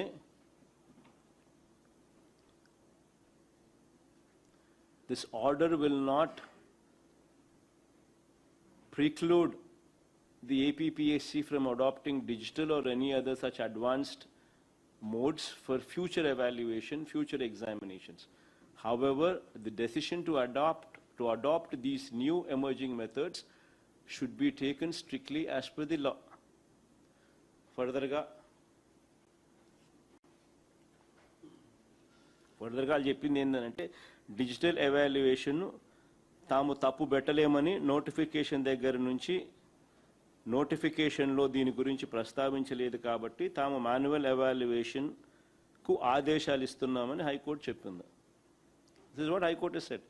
సో ఇది హైకోర్టు చెప్పిన తర్వాత అసలు digital evaluation is been cancelled. It is not been taken into consideration itself. High court ఆదేశాల మేరకు డిజిటల్ ఎవాల్యుయేషన్ను పక్కన పెట్టేసినారు. పక్కన పెట్టి మాన్యువల్ ఎవాల్యుయేషన్ చేయడం, ఆ మార్కుల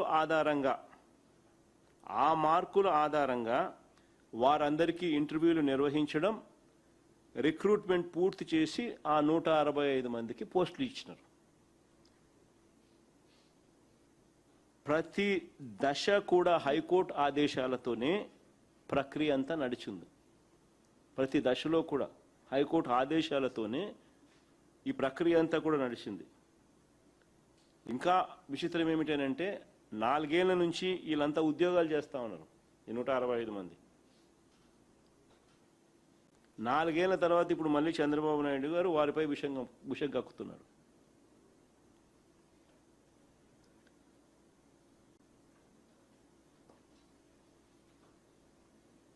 ఇందులో మొట్టమొదటిది ఆరోపణ, ఈ నుంచి నేను టెక్నికల్ పాయింట్స్ లేకపోతాం. ఇందులో మొట్టమొదటి ఆరోపణ వీళ్ళు చేస్తూ ఉన్నది ఏంది, డిజిటల్ ఎవాల్యుయేషన్లో ఏదో జరిగిపోయిందని, ఫలితాలు తారుమారు చేశారనేది ఆరోపణ. ఇదే వీళ్ళు చేస్తా ఉన్న మొట్టమొదటి ఆరోపణ. ఒక్కొక్క ఆరోపణ చెప్పుకుంటూ పోతున్నాను. డిజిటల్ ఎవాల్యుయేషన్లో ఏదో జరిగిపోయిందని, ఫలితాలు తారుమారు చేశారని ఆరోపణ. నేను అడుగుతా ఉన్నా, అసలు డిజిటల్ ఎవాల్యుయేషనే హైకోర్టు పక్కన పెట్టినప్పుడు, అసలు డిజిటల్ ఎవాల్యుయేషనే కన్సిడరేషన్లోకి తీసుకున్నప్పుడు, హైకోర్టు ఆర్డర్ ప్రకారము మాన్యువల్ ఎవాల్యుయేషన్ చేసిన తర్వాత తుది ఫలితాలు ప్రకటించి ఆ తర్వాతనే ప్రక్రియ కొనసాగినప్పుడు అసలు డిజిటల్ ఎవాల్యుయేషన్ అనే మాట ఎందుకు వస్తూ ఉంది?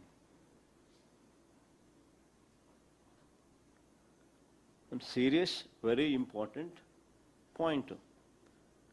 అసలు డిజిటల్ ఎవాల్యుయేషన్ కన్సిడరేషన్లోకి తీసుకున్నప్పుడు, హైకోర్టు ఆదేశాల మేరకు దాన్ని పక్కన పెట్టేసినప్పుడు, హైకోర్టు ఆదేశాల మేరకు ఫిజికల్ మాన్యువల్ ఎవాల్యుయేషన్ ఆధారంగా ఫలితాలు ప్రకటించినప్పుడు అసలు డిజిటల్ ఎవాల్యుయేషన్ కన్సిడరేషన్లోనే లేనప్పుడు డిజిటల్ ఎవాల్యుయేషన్ అనే మాట ఎందుకు వస్తూ ఉంది?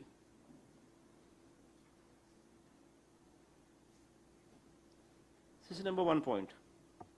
రెండో పాయింట్, రెండో ఆరోపణ, గ్రూప్ 1 ఎవాల్యుయేషన్కు సంబంధించి హాయ్లాండ్లో ఏదో జరిగిపోయింది, అదే పనిగా ఒక అబద్ధాన్ని పదే పదే ప్రచారం చేస్తూ ఉన్నారు. ఇది హాయ్లాండ్ అంట, ఆ హాయ్లాండ్లో ఏదేదో జరిగిపోయిందని పదే పదే ప్రచారం చేస్తూ ఉన్నారు. ఈ రెండో ఆరోపణ, హాయ్లాండ్లో జరిగిన ప్రక్రియకి ఫైనల్ ఎవాల్యుయేషన్ అండ్ సెలెక్షన్కి ఏ విధంగానూ బేరింగ్ లేదు అని అఫీషియల్ డాక్యుమెంట్స్ చాలా స్పష్టంగా చెప్తా ఉన్నాయి. చంద్రబాబు ప్రభుత్వమే, మళ్ళీ చెప్తా ఉన్నా, చంద్రబాబు ప్రభుత్వమే నవంబర్ 11న 2025లో హైకోర్టుకు సమర్పించిన అఫిడవిట్ కూడా ఒకసారి చూద్దాం. ఇది చంద్రబాబు నాయుడు గవర్నమెంట్ 14/11/2025 ఆయన ప్రభుత్వమే, ఆయన అధికారులు కోర్టుకు సమర్పించిన అఫిడవిట్ లో క్లాస్ నెంబర్ 15 ఒకసారి చూడండి. I submit that the manual evaluation camp was conducted in 3 camps, among them 2 in the premises of APPSC and other at SRR and CVR College. Highland ledu. The entire evaluation was conducted under CCTV surveillance by the evaluators deputed from different universities, and the staff of the commission also worked as camp officers, assistant camp officers and scrutinizers. After completion of the said process, interviews were conducted and selections were finalized as per due procedure. దాని అర్థం ఏంటి? దాని అర్థం clear కట్గా ఒకటి, digital evaluation అనేది లేదు అనేది పక్కకి వెళ్ళిపోయింది, పక్కన పెట్టేసినారు, తర్వాత మాన్యువల్ ఎవాల్యుయేషన్ ఆధారంగానే చేసినారు అనేది క్లియర్గా ఎస్టాబ్లిష్ అవుతా ఉంది. ప్లస్ హాయ్లాండ్ అనేది టాపిక్కే కాదు, అప్రస్తుతం manual evaluation was conducted in the premises of APPSC and other at SRR and CVR college అని క్లియర్గా రాసినారు. సో హాయ్లాండ్ అప్రస్తుతమే, డిజిటల్ ఎవాల్యుయేషన్ అప్రస్తుతమే. ప్రస్తుతం ఏమిటి అని అంటే మాన్యువల్ ఎవాల్యుయేషన్ జరిగిందని, డ్యూ ప్రాసెస్ ఫాలో అయినారని, మాన్యువల్ ఎవాల్యుయేషన్లో కూడా CCTV కెమెరాలు పెట్టి మరీ చేసినారని, ఆ మాన్యువల్ ఎవాల్యుయేషన్ కూడా APPSCలోనూ SRR అండ్ CVR కాలేజెస్లోనూ జరిగినాయనేది ప్రస్తుతం. సో మిగతావన్నీ అప్రస్తుతం. ఇక మూడో పాయింట్, జవాబు పత్రాల్లో ఏదో ట్యాంపరింగ్ జరిగిందని. జవాబు పత్రాల్లో ఎలాంటి ట్యాంపరింగ్ జరగలేదని. అది నేను ఇక్కడ ఈ పాయింట్కి పోకముందు ఇంకో పాయింట్ చెప్తాను. CCTV ఫుటేజీలు పెట్టి ఏకంగా చేసినారు. CCTV ఫుటేజ్ సర్వేలెన్స్తో ఈ మాన్యువల్ ఎవాల్యుయేషన్ జరిగింది. నేను అడుగుతాను, ఇంతకుముందు చంద్రబాబు నాయుడు ఎప్పుడైనా చేయించినాడు? చంద్రబాబు నాయుడు గతంలో జరిగిన APPSC ఎగ్జామ్స్లో 2016లో చేసినాడు, 2017లో చేసినాడు. ఆయన CCTVలు ఉన్నాయి ఎక్కడన్నా? నేను అడుగుతా ఉన్నా. అంటే ఏ స్టేజ్కు వీళ్ళు పోయి ఎంత బాగా చేసినా కూడా గౌతమ్ సవాంగ్ అనే వ్యక్తి చాలా అంటే చాలా ఎఫిషియెంట్ పర్సన్. వీళ్ళంతా IAS, వీళ్ళంతా IPS ఆఫీసర్లు, వీళ్ళంతా ఏం ఊరికే ఎలా టప్ప మనుషులుగా అడిషనల్ డీజీలు ఈ లెవెల్ మనుషులు అందరు వీళ్ళంతా. అంటే ఒక ప్రాసెస్ను ఇంకా స్ట్రీమ్లైన్ చేయడం కోసం గతంలో చెయ్యని విధంగా వీళ్ళు ఇంకా ఫోకస్డ్గా చేసినారు. సీసీటీవీ ఫుటేజీలు పెట్టి ఇంకా రకరకాల చంద్రబాబు నాయుడు గతంలో జరిగిన ఏపీపీఎస్సీ పరీక్షల్లో కూడా సీసీటీవీలు లేవు. ఇన్ని వాస్తవాలు. ఈ మాన్యువల్ ఎవాల్యుయేషన్ క్యాంప్స్లో ఏ క్యాంపులో ఉన్నది చెప్పండి సీసీటీవీ ఫుటేజ్, సీసీటీవీ సర్వేలెన్స్? ఎప్పుడు జరగల. ఓకే, మూడో పాయింట్, జవాబు పత్రాల్లో ఏదో ట్యాంపరింగ్ జరిగిందని. జవాబు పత్రాల్లో ఎలాంటి ట్యాంపరింగు జరగలేదని, అవి చెక్కు చెదరకుండా ఉన్నాయని ఫోరెన్సిక్ ఆడిట్లో అది తేలింది అని స్వయంగా సిట్ రిపోర్ట్లో చెప్పిన తర్వాత కూడా ఈ విషయ ప్రచారం చేస్తా ఉన్నారు. ఇది వాళ్ళ SIT report. The SIT investigation revealed no evidence of alteration or substitution of the original answer scripts, and the reported barcode mismatches appear to be attributable to human error during handling or technical errors in the scanning indexing process. As the handwriting remained consistent with the scanned copies and the CFSL. CFSL ante Central Forensic Science Laboratories. Forensic Science Laboratory అది CFSL. Examination detected no discrepancy. ఎలాంటి ట్యాంపరింగు జరగలేదు అని ఏకంగా CFSL central forensic science laboratory ధృవీకరించిందని కూడా సిట్లో రాసినారు. మరి ఎందుకు ఈ విషయ ప్రచారం చేస్తూ ఉన్నారని అడుగుతా ఉన్నా.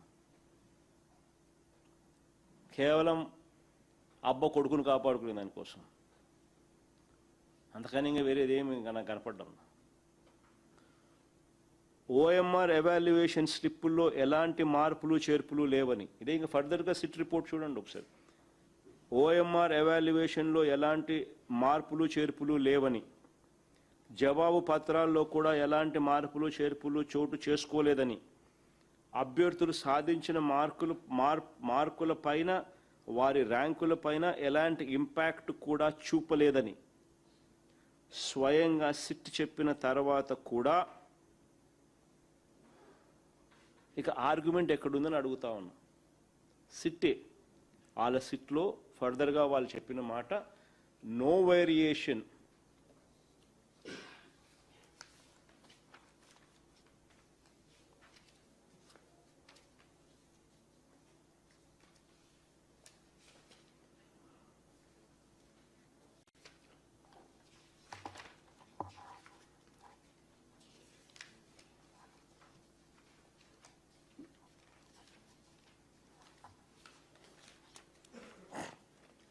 no variation whatsoever was found in the marks recorded on the OMR valuation slips.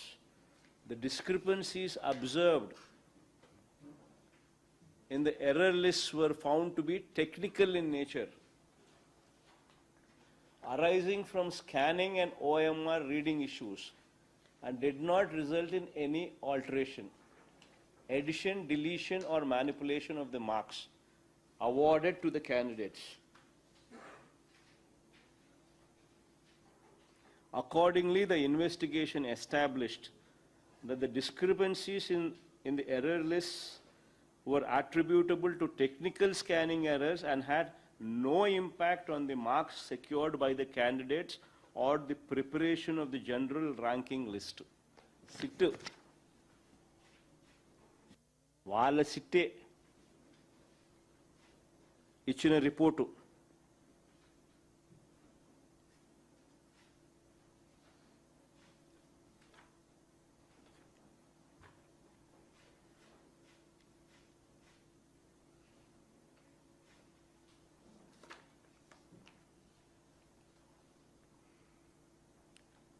OMR valuation స్లిప్పుల్లో ఎలాంటి మార్పులు చేర్పులు లేవని, జవాబు పత్రాల్లో కూడా ఎలాంటి మార్పులు చేర్పులు చోటు చేసుకోలేదని, అభ్యర్థులు సాధించిన మార్కుల పైన వారి ర్యాంకుల పైన ఎలాంటి ఇంపాక్ట్ కూడా చూపలేదని స్వయంగా సిట్ చెప్పిన తర్వాత ఇందులో ఆర్గ్యుమెంట్ ఎక్కడుందని అడుగుతాము. 4వ పాయింట్, ఓఎంఆర్ షీట్ల సవరణలు గుర్తు తెలియని అజ్ఞాత వ్యక్తులు చేశారని వారికి ఎలాంటి అర్హత లేదంటూ లేనిపోని రాస్తున్నారు. చంద్రబాబు నాయుడు, ఆయనకు సంబంధించిన ఒక ఈనాడు, ఒక ఆంధ్రజ్యోతి, ఒక టీవీ5 అందరూ దొంగలే. వీళ్ళే తప్పు చేస్తారు, వీళ్ళే ఏలెత్తి వేరే వాళ్ళ మీద చూపిస్తారు.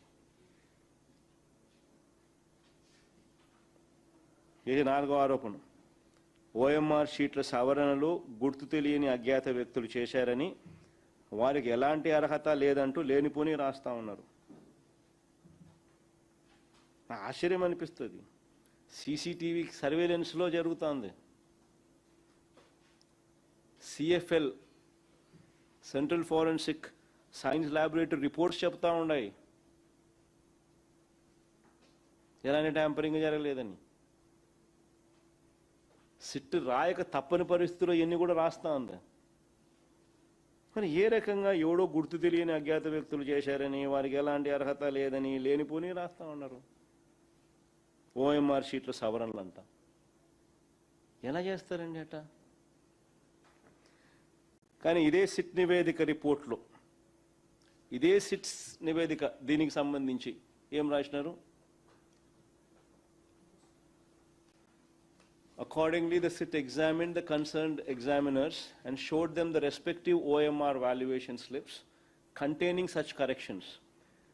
Most of the examiners confirmed that the corrections had in fact been made by them during the course of evaluation. They stated that although the corrections were made by them, they had inadvertently omitted to affix their initials against some of the corrections. The examiners attributed this omission to oversight during the evaluation process and denied that the corrections had been made by any unauthorized persons. Thus, the investigation established that in the majority such cases, the absence of initials was attributable to the inadvertent omission of the concerned examiners rather than subsequent unauthorized alterations by the third parties. Clear cut ka racharu. ఏ రకంగా చెప్తా ఉన్నారని అడుగుతా ఉన్నాను నేను. మీ సిట్లోని రిపోర్ట్లోని భాగాలు ఇవన్నీ, CCTV ఫుటేజ్లు ఉన్నాయి, CFL reports ఉన్నాయి, సెంట్రల్ ఫోరెన్సిక్ ల్యాబ్ రిపోర్ట్స్ ఉన్నాయి. మీ సిట్టే రాసిన రిపోర్టు. ఎగ్జామినర్స్ ఎవరైతే చేసినారో వాళ్ళనే అడిగినారు వీళ్ళంతా పోయి. హ్యాండ్ రైటింగ్ టెస్ట్ చేసినారు, హ్యాండ్ రైటింగ్ చెక్ చేసినారు.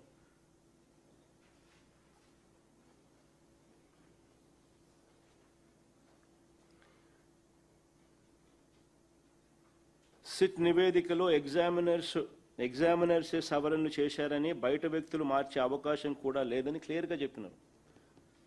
ఇక నిజంగా అసలు మోస్ట్ ఇంపార్టెంట్ పాయింట్ ఏమిటంటే, మళ్ళీ ఈ పాయింట్ నేను రీట్రేట్ చేస్తున్నాను. ఇక్కడ మోస్ట్ ఇంపార్టెంట్ పాయింట్ ఏంటంటే, మేము అధికారంలోకి వచ్చే నాటికే ప్రిలిమ్స్ అయిపోయినాయి స్వామి. మేము ప్రిలిమ్స్ పాస్ అయిపోయిన వాళ్ళకు మాత్రమే మెయిన్స్ కండక్ట్ చేసినారు వీళ్ళు. వాళ్ళకు మాత్రమే ఉద్యోగాలు ఇచ్చే కార్యక్రమాలు జరుగుతున్నాయి వాళ్ళలోనే. అసలు ఎవరికైనా ఏ ఇంట్రెస్ట్ అయినా ఎందుకు ఉంటాయి? అందులో దానికి సంబంధించి బోర్డులో వాళ్ళే ఉన్నారు సగం మంది.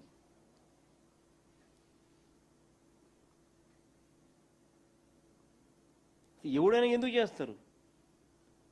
ఆయన చేసేవాళ్ళు ఇక్కడ చేసేవాళ్ళంతా వీళ్ళంతా ఏమన్నా చిన్నోళ్ళ, ఏమన్నా పెద్ద పెద్ద ఆఫీసర్లు ఈ పక్క కూడా.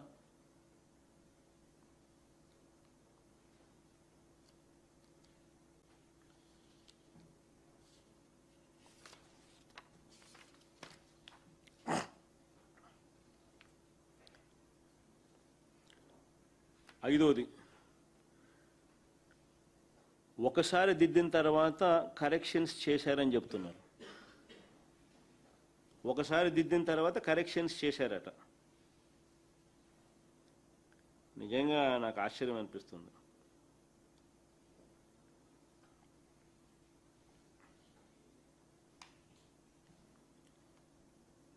ఏపీపీఎస్సి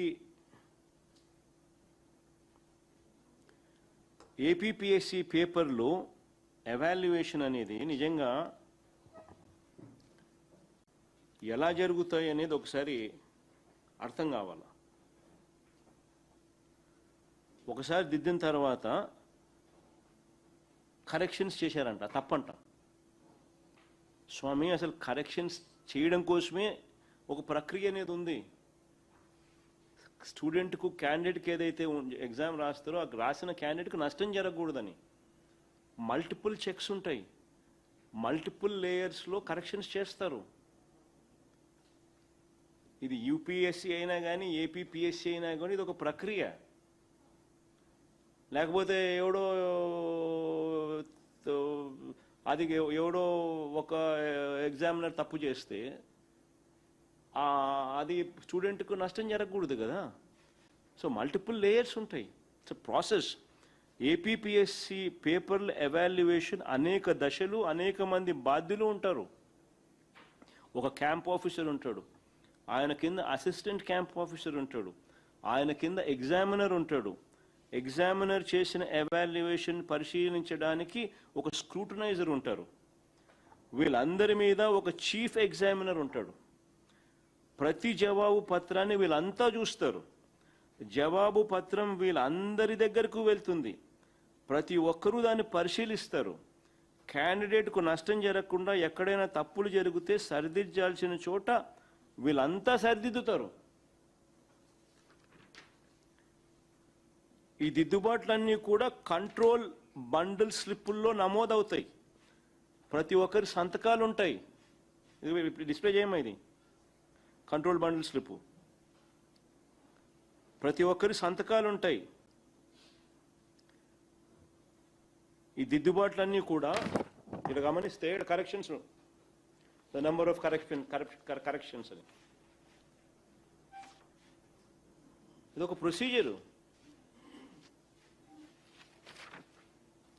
అదే సంతకాలు, signature of the examiner, signature of the chief examiner, signature of the scrutiniser, ఇవన్నీ పెడతారు.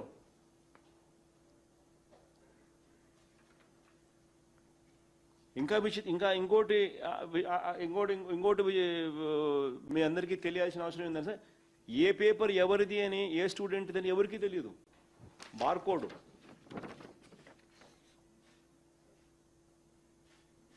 అసలు ఎగ్జామ్ కరెక్ట్ చేసే ఎగ్జామినర్కి అసలు తెలియని కూడా తెలియదు ఈ పేపర్ ఎవరిదని.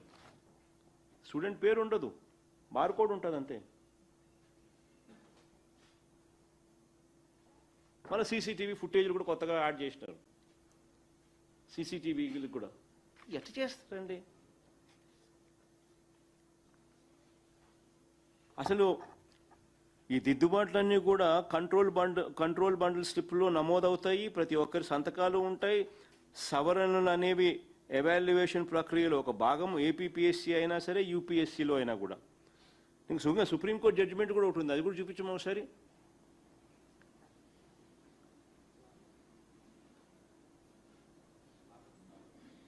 ఒకటి ఉందా ఏమైనా? సుప్రీంకోర్టు జడ్జిమెంట్ కూడా ఒకటి ఉంది కదా ఏమన్నా? అసలు ఇదంతా ఒక ప్రొసీజర్ ఎక్స్ప్లెయిన్ చేస్తూ,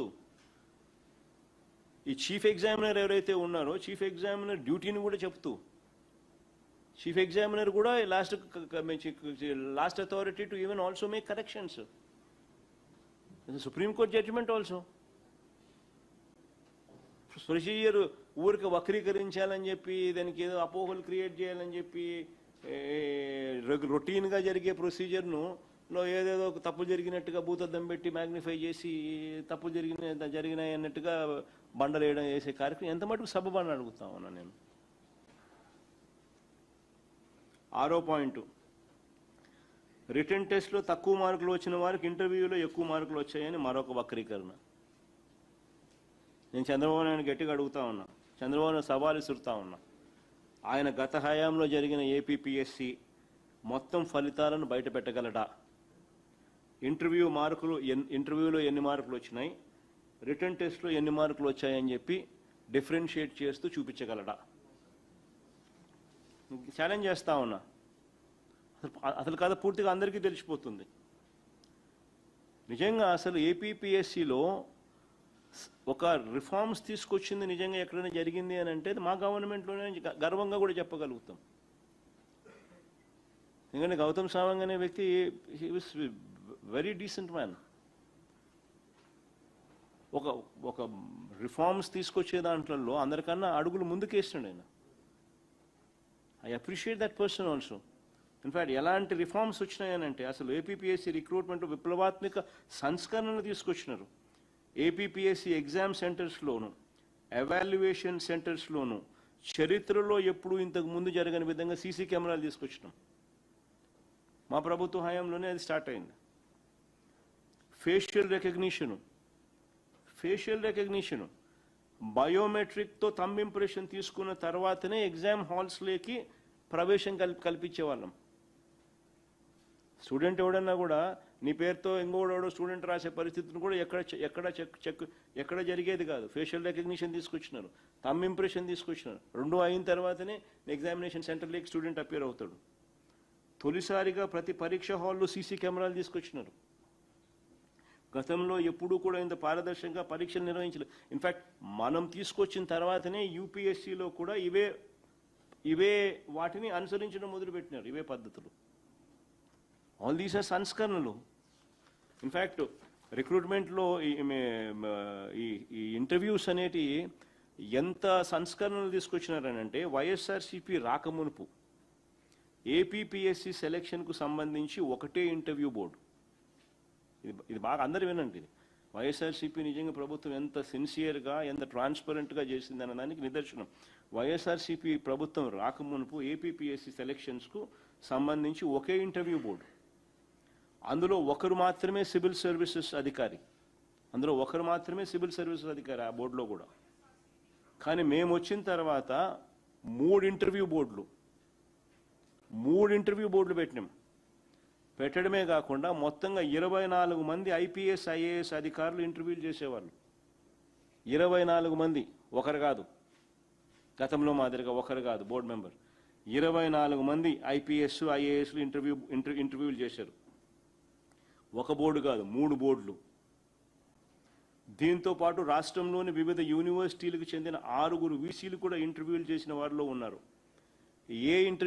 ఇది మోస్ట్ ఇంపార్టెంట్. ఏ ఇంటర్వ్యూలో ఏ బోర్డు మెంబర్ ఉన్నారో కూడా తెలియకుండా జంబ్లింగ్ పాటించినారు. అసలు క్యాండిడేట్కే తెలియదు అసలు ఏ బోర్డు లేకపోతున్నాడు, ఆ బోర్డులో ఎవరున్నారని. This is revolution. ఏ ఇంటర్వ్యూలో ఏ బోర్డు మెంబర్ ఉన్నారో కూడా తెలియకుండా జంబ్లింగ్ పాటించారు. అంత పగడ్బందీగా ఎంపిక జరిగింది. ఇప్పుడు చంద్రబాబు నాయుడు ఏం చేసినాడు తెలుసా? దీన్ని పక్కన పడేసినాడు. చంద్రబాబు నాయుడు ఏం చేసినాడు అది కూడా అందరికీ తెలియాలి. చంద్రబాబు నాయుడు దీన్ని పక్కన పడేసి మళ్ళీ ఒకే ఇంటర్వ్యూ బోర్డును చంద్రబాబు నాయుడు తీసుకొచ్చినాడు. మళ్ళీ పాత పద్ధతి. అంటే ఒకరే సివిల్ సర్వీసెస్ అధికారి. 24 మంది మా ప్రభుత్వ హయాంలో, ఇప్పుడు ఒకరు.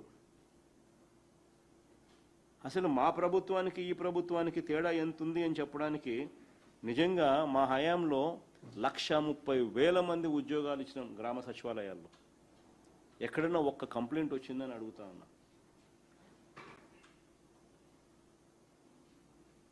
ఎప్పుడన్నా కంప్లైంట్ వచ్చిందని 130,000 ఉద్యోగాలు గ్రామ సచివాలయాల్లో మేము ఇచ్చినాం. చిత్తశుద్ధి, ట్రాన్స్పరెన్సీ అంటే అది. ఇక్కడ చూస్తే 372 మందికి వీళ్ళే జీవోలు ఇచ్చి, వీళ్ళ ఎమ్మెల్యేల సర్టిఫికెట్లు ఇచ్చి, వీళ్ళ ఎంపీలే సర్టిఫికెట్లు ధృవీకరించి ఇష్టం వచ్చినట్టుగా ఏ ఎగ్జామ్ లేకుండా ఉద్యోగాలు ఇచ్చుకుంటూ స్కాములు చేస్తూ ఉన్నారు. 130,000 ఉద్యోగాలు గ్రామ సచివాలయాలు మేము ఇచ్చినాం. ఒక ఆరోపణ వచ్చిందా? వైఎస్ఆర్సీపీ ప్రభుత్వ హయాంలో ఏపీపీఎస్సీ ద్వారా 78 నోటిఫికేషన్లు ఇచ్చి 6,296 పోస్టులు భర్తీ చేసినాం. ఎక్కడైనా ఒక్క కాంట్రవర్సీ అన్న వచ్చిందని అడుగుతా ఉన్నా. మా హయాంలో వైఎస్ఆర్సీపీ 78 నోటిఫికేషన్లు ఇచ్చి 6,296 పోస్టులు ఇచ్చి భర్తీ చేసినాం.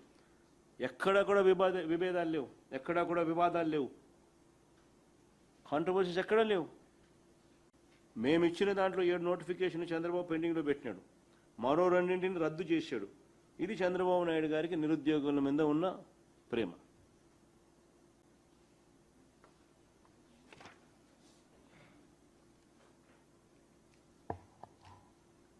ఆశ్చర్యం లేదు సార్, చంద్రబాబు నాయుడు ఆరోపణలు నిజంగా చూస్తూ ఉంటే ఒక్కొక్కసారి.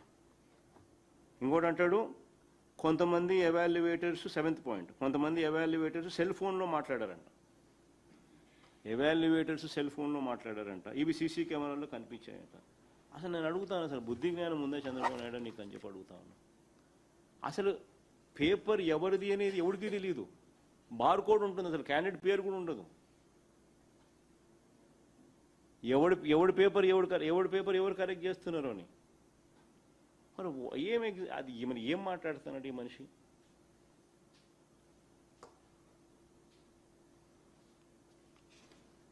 పైగా సీసీ కెమెరాలు కూడా ఉన్నాయి. మళ్ళీ అలా ఫోన్లలో మాట్లాడిన వారిని విచారించారు కదా, మళ్ళీ అడుగుతాను. అది కూడా ఫోన్లో మాట్లాడినానంటాను కదా, సీసీ కెమెరాలో కనిపించినాయి కాబట్టి నువ్వు అడుగుతావు. నువ్వు మరి వాళ్ళని విచారించినారు కదా, ఏం దొరికింది? వాళ్ళు ఏమైనా చెప్పినారా? అసలు బార్ కోడ్ ఉంటుంది, అసలు ఎవడు పేపర్ ఎవడో ఎవడికి తెలియదు.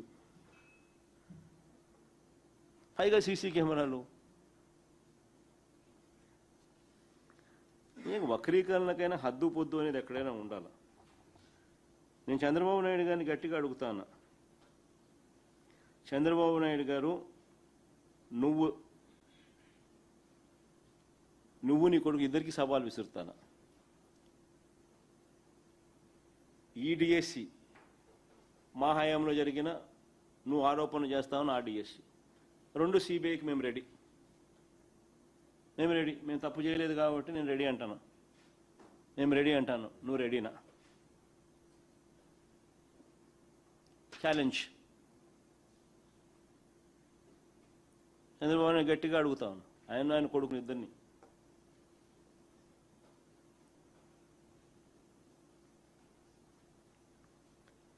డిఎస్సి 2025 పైనే కాదు, 2018 గ్రూప్ 1 నోటిఫికేషన్ మీద కూడా సిబిఐ ఎంక్వైరీకి మేము రెడీ. నేను తప్పు చేయలేదు కాబట్టి తలెత్తుకొని గట్టిగా అడుగుతున్నాం, నువ్వు రెడీనా అని అడుగుతాను. రెడీ అయితే వెంటనే లెటర్ రాసి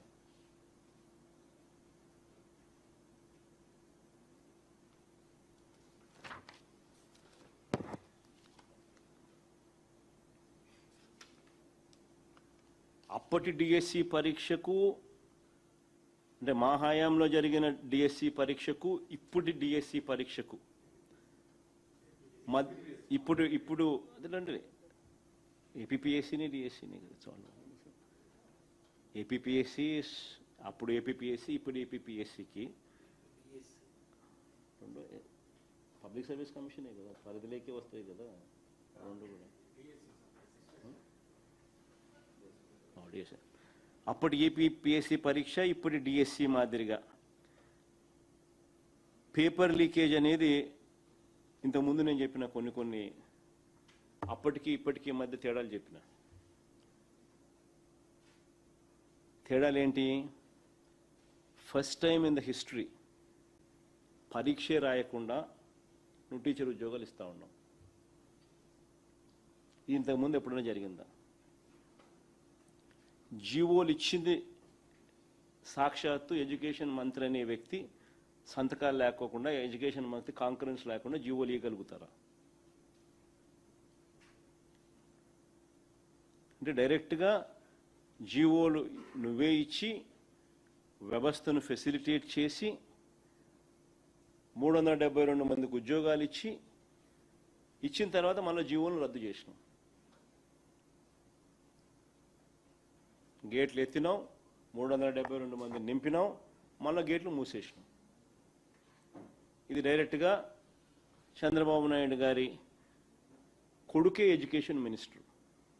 మరి ఇది బిగ్గెస్ట్ ఫ్లా. చరిత్రలో ఇంతవరకు ఎప్పుడూ కూడా డిఎస్సి పరీక్షే రాయాల్సిన అవసరం రాయకుండానే టీచర్ ఉద్యోగాలు వచ్చిన పరిస్థితి చరిత్రలో ఎప్పుడు లేదు. ఫస్ట్ టైం ఇది జరుగుతుంది. అప్పటికి ఇప్పటికీ తేడా. రెండో తేడా, out sourcing employee first rank ఎలా వచ్చింది? వచ్చిన ఆ వ్యక్తికి నువ్వు ఎందుకు మెరిట్ లిస్ట్ మార్చినావు? మెరిట్ లిస్ట్లో తన పేరు ఫస్ట్ వచ్చి తర్వాత మెరిట్ లిస్ట్లో తన పేరు లేకుండా ఎందుకు చేసినావు? తన ఐడిని ఎందుకు బ్లాక్ చేసినావు? తన కాల్ లెటర్ ఎందుకు పంపలా? తనకు ఉద్యోగం ఎందుకు ఇవ్వాలా?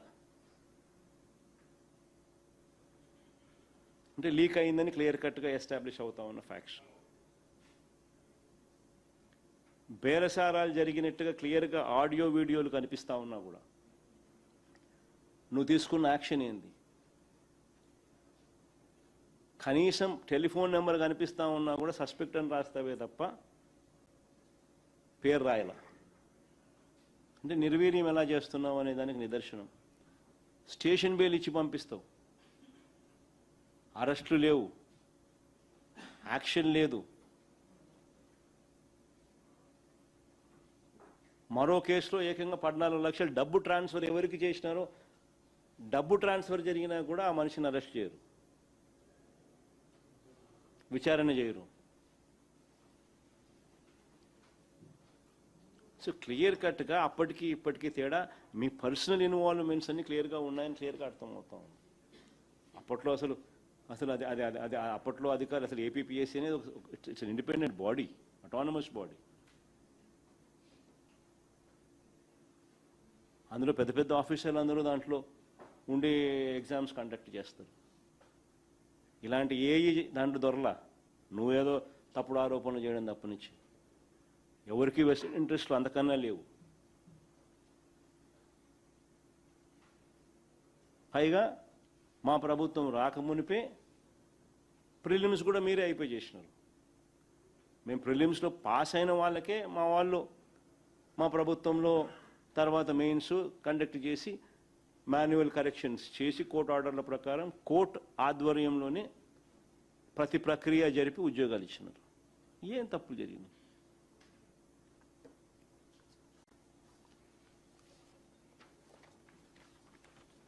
బేసిక్లీ ఈ రెండు విషయాలు ఈరోజు సుదీర్ఘంగా చెప్పడం జరిగింది. నెక్స్ట్ వెడ్నెస్డే మళ్ళీ నెక్స్ట్ వీక్ ఇంతకుముందు నేను చెప్పినట్టుగా రైతుల సమస్యలు, సంక్షోభము, కరువు అండ్ ఆల్సో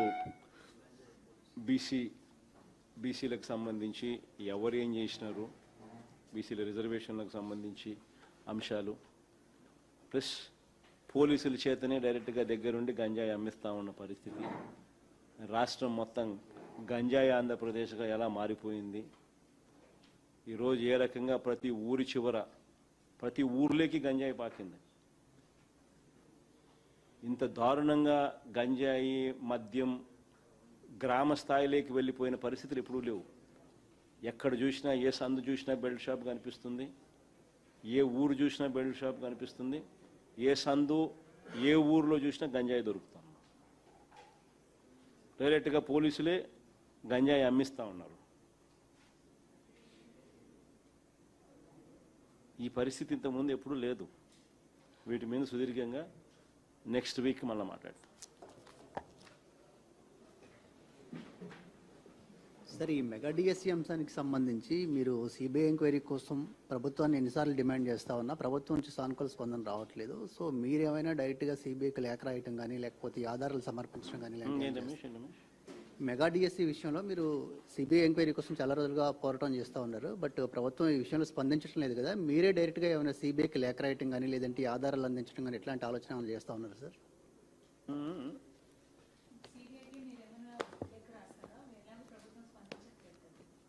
కోర్టులోనే వేసినామా, పిటిషన్ వేసినాం కోర్టులోనే. కోర్టులో పిటిషన్ ఉంది సిబిఐ ఎంక్వైరీ వేయాలని చెప్పి. జరుగుతూ ఉంది ఒక పిటిషన్ కూడా. అసలు నిజంగా నీకు చిత్తశుద్ధి ఉంటే నీకు ఛాలెంజ్ విసురుతున్నా కదా నేను. రెడీనా, నేను రెడీ, నువ్వు రెడీనా అంటున్నాను కదా నేను. 2 ఇష్యూస్ సిబిఐకి పంపిద్దామని చెప్పి ఛాలెంజ్ తీసుకునేది లేదు, రెడీ తీసుకోమని చెప్పు. That is what we been calling for. మన తరపు నుంచి కూడా మన ఎంపీలతో రిప్రజెంటేషన్ ఆల్రెడీ పంపించినాము, ప్రధానమంత్రికి రాసినాము. దీని మీద సిబిఐ ఎంక్వైరీ వేయాలా అని చెప్పి ఏపీ ఈ డిఎస్సీ మీద. ఆ కాపీ కూడా మీకు పంపిస్తావు సార్, చూడండి ఒకసారి మీరు కూడా ఒకసారి కాపీ పంపించండి ఒకసారి. డీసీ రాసిన మనం డీసీ విషయంగా మన ప్రధానికి, హోంమంత్రికి అందరికీ రిప్రజెంట్ చేసినాం, మన ఎంపీలు పోయి ఇచ్చినారు. ఆ కాపీ కూడా మీకు కూడా ఇస్తారు, తీసుకోండి ఒకసారి. Sir, recently the Chief Minister said fiscal deficit is a myth. What are your reflections on that? Because when you take debt and run the state, you will run into fiscal deficit. So if it is a myth, what are your reflections? You should ask you should question the IQ of the Chief Minister. If someone being in the Chief Minister's post says that fiscal deficit is a myth, then what kind of IQ does he have? What kind of IQ is that? సరే, నెల 20 నుంచి ఉద్యోగులంతా రోడ్లు ఎక్కుతామంటున్నారు. గత 2.5 సంవత్సరాల నుంచి చాలా ఇబ్బందులు పడుతున్నాం. కరోనా లాంటి సమయంలో కూడాను మేము ఎప్పుడు ఇబ్బంది పడలేదు. ఆత్మగౌరవం దెబ్బతినేలాగా ఈ ప్రభుత్వం వ్యవహరిస్తున్నారు. ఉద్యోగస్తులకు అన్ని రకాలుగా చంద్రబాబు నాయుడు గారు మోసం చేసినారు. ఈరోజు చంద్రబాబు నాయుడు గారు మేనిఫెస్టో ఈరోజు గమనిస్తే అందరికీ ఓపెన్గా ఉండే డాక్యుమెంటెడ్. ఒకసారి ఆ మేనిఫెస్టో చూడండి ఒకసారి. ఎన్నికలప్పుడు చంద్రబాబు నాయుడు ఏం చెప్పినాడో ఒకసారి గమనించండి. వస్తూనే ఐఆర్ అన్నాడు, ఐఆర్ ఇవ్వాల. పిఆర్సీ చైర్మన్, ఉన్న పిఆర్సీ చైర్మన్ రద్దు చేసినాడు. కొత్త పిఆర్సీని ఇంతవరకు అపాయింట్ చేయాలి. అపాయింట్ చేస్తే రికమెండేషన్ వస్తే జీతాలు పెంచాల్సి వస్తుందని చెప్పి అది కూడా రద్దు చేసినాడు. సో ఐఆర్ లేదు, పిఆర్సీ లేదు, 5 డిఎల్ పెండింగ్. ఇంకా సరెండర్ లీవ్స్ దగ్గర నుంచి మొదలు పెడితే ఏపీజీఎల్ఐ దగ్గర నుంచి ఇటువంటి అన్నీ లెక్కేసుకుంటే దాదాపుగా 35-40 వేల కోట్ల రూపాయలు బకాయిలు ఉన్నాయి.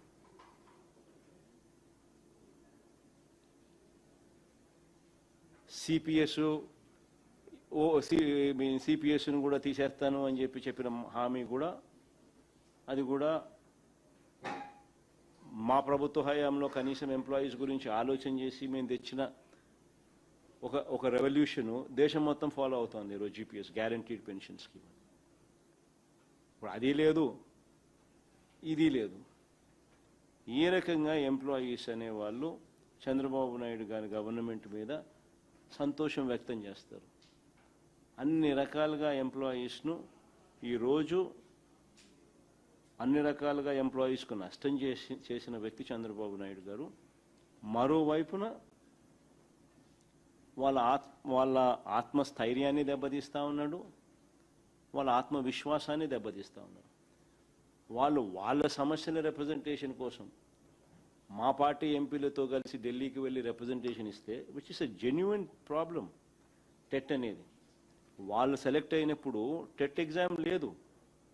టెట్ అనేది వచ్చింది సబ్సిక్వెంట్గా టెట్ వచ్చింది. ఆ సబ్సిక్వెంట్గా వచ్చిన ఆ టెట్ను ఇప్పుడు కోర్టు మిస్లెడ్ అయి వీళ్ళు టెట్ రాయాలా ఇప్పుడు అని చెప్పి సుప్రీంకోర్టు చెప్పింది. దాన్ని ఛాలెంజ్ చేయాల్సింది పోయి సెంట్రల్ గవర్నమెంట్కు, కోర్టుకు వాస్తవాలు చెప్పాల్సింది పోయి ఈరోజు వీళ్ళు టెట్ రాయాలని అంటే టెట్ కవర్స్ టెట్ 25 సంవత్సరాల నుంచి వాళ్ళంతా ఒకే సబ్జెక్ట్ టీచ్ చేస్తూ ఉన్నారు. టెట్ కవర్స్ అన్ని సబ్జెక్ట్స్. టెట్ ఈరోజు పాస్ కావాలంటే ఆ టీచర్లు పాస్ కావాలంటే కష్టము. బికాస్ టెట్ వాళ్ళు 25 ఏళ్ళ నుంచి ఒకే సబ్జెక్ట్ మీద చదువు చెప్తున్నారు. ఈ టెట్ ఏమో అన్ని సబ్జెక్టులు కాంప్రహెన్సివ్గా కవర్ అవుతాయి. ఈ టెట్ పాస్ కావాలి అని అంటే ఇప్పుడు వాళ్లకు ప్రాక్టికల్గా అయ్యే పని కాదు. ఎలా సాధ్యమవుతుంది? వాళ్ళు రిక్రూట్మెంట్ అయిన రోజున టెట్ ఉన్నదా? లేదు కదా. ఆ రోజు ఏం ఎగ్జామ్స్ ఉన్నాయో ఆ ఎగ్జామ్స్ వాళ్ళు రాసి గవర్నమెంట్ కాంపిటేటివ్ ఎగ్జామ్స్ పాస్ అయిన తర్వాతనే వాళ్ళకు ఉద్యోగాలు వచ్చినాయి. ఆ రోజు టెట్ లేదు, ఈ రోజు టెట్ ఉంది. ఈ రోజు రాసేవాళ్ళు నువ్వు టెట్ పాస్ అయ్యి రాస్తారు ఆబ్వియస్లీ. కానీ ఆ రోజు నువ్వు పాస్ అయినప్పుడు టెట్టే లేనప్పుడు ఈ రోజు నువ్వు టెట్ రాయాలి అని చెప్పి నువ్వు ఉత్తర్వులు ఇస్తే, ఒకవేళ నువ్వు టెట్ రాయకపోతే నేను నీ ఉద్యోగం తీసేస్తానని చెప్పి వాళ్ళని ఎత్తిన కత్తి పెడితే ఒక గవర్నమెంట్గా నువ్వేం చేస్తున్నావు? నీ ఎంప్లాయీస్ నష్టపోతా ఉన్నారు, నీ టీచర్లు నష్టపోతా ఉన్నారు. ఆ టీచర్లను కాపాడాల్సిన బాధ్యత నీది కాదా? నువ్వు ఎన్డీఏలో భాగస్వామి, నువ్వు పోయి ఢిల్లీలో కొట్లాడాలా. ఎన్డీఏలో నువ్వు పోయి చట్టంలో సవరణ తీసుకొని వచ్చే విధంగా, చట్టం చేసే విధంగా నువ్వు గట్టిగా ఒత్తిడి తీసుకొని రావాలా. చట్టం చేయించిన తర్వాత కోర్టుకు ఆ చట్టాన్ని నువ్వు ప్రొడ్యూస్ చేయాలా. కోర్టులో గవర్నమెంట్ సైడ్ నుంచి ఆర్గ్యుమెంట్స్ చేయించాలి ఎఫెక్టివ్గా. నువ్వేం చేస్తున్నావు? ఏమి చేయడం. ఆ టీచర్లు కొద్ది గొప్ప ఢిల్లీకి పోయి పాపం వాళ్ళే కష్టపడి మా ఎంపీలు పట్టుకొని వాళ్ళు ఎడ్యుకేషన్ మినిస్టర్ని కలిసి వాళ్ళు ప్రివేల్ అయ్యి ఎక్స్ప్లెయిన్ చేసి చేయించే ప్రయత్నం వాళ్ళు చేస్తూ ఉంటే వాళ్ళ మీద సస్పెన్షన్.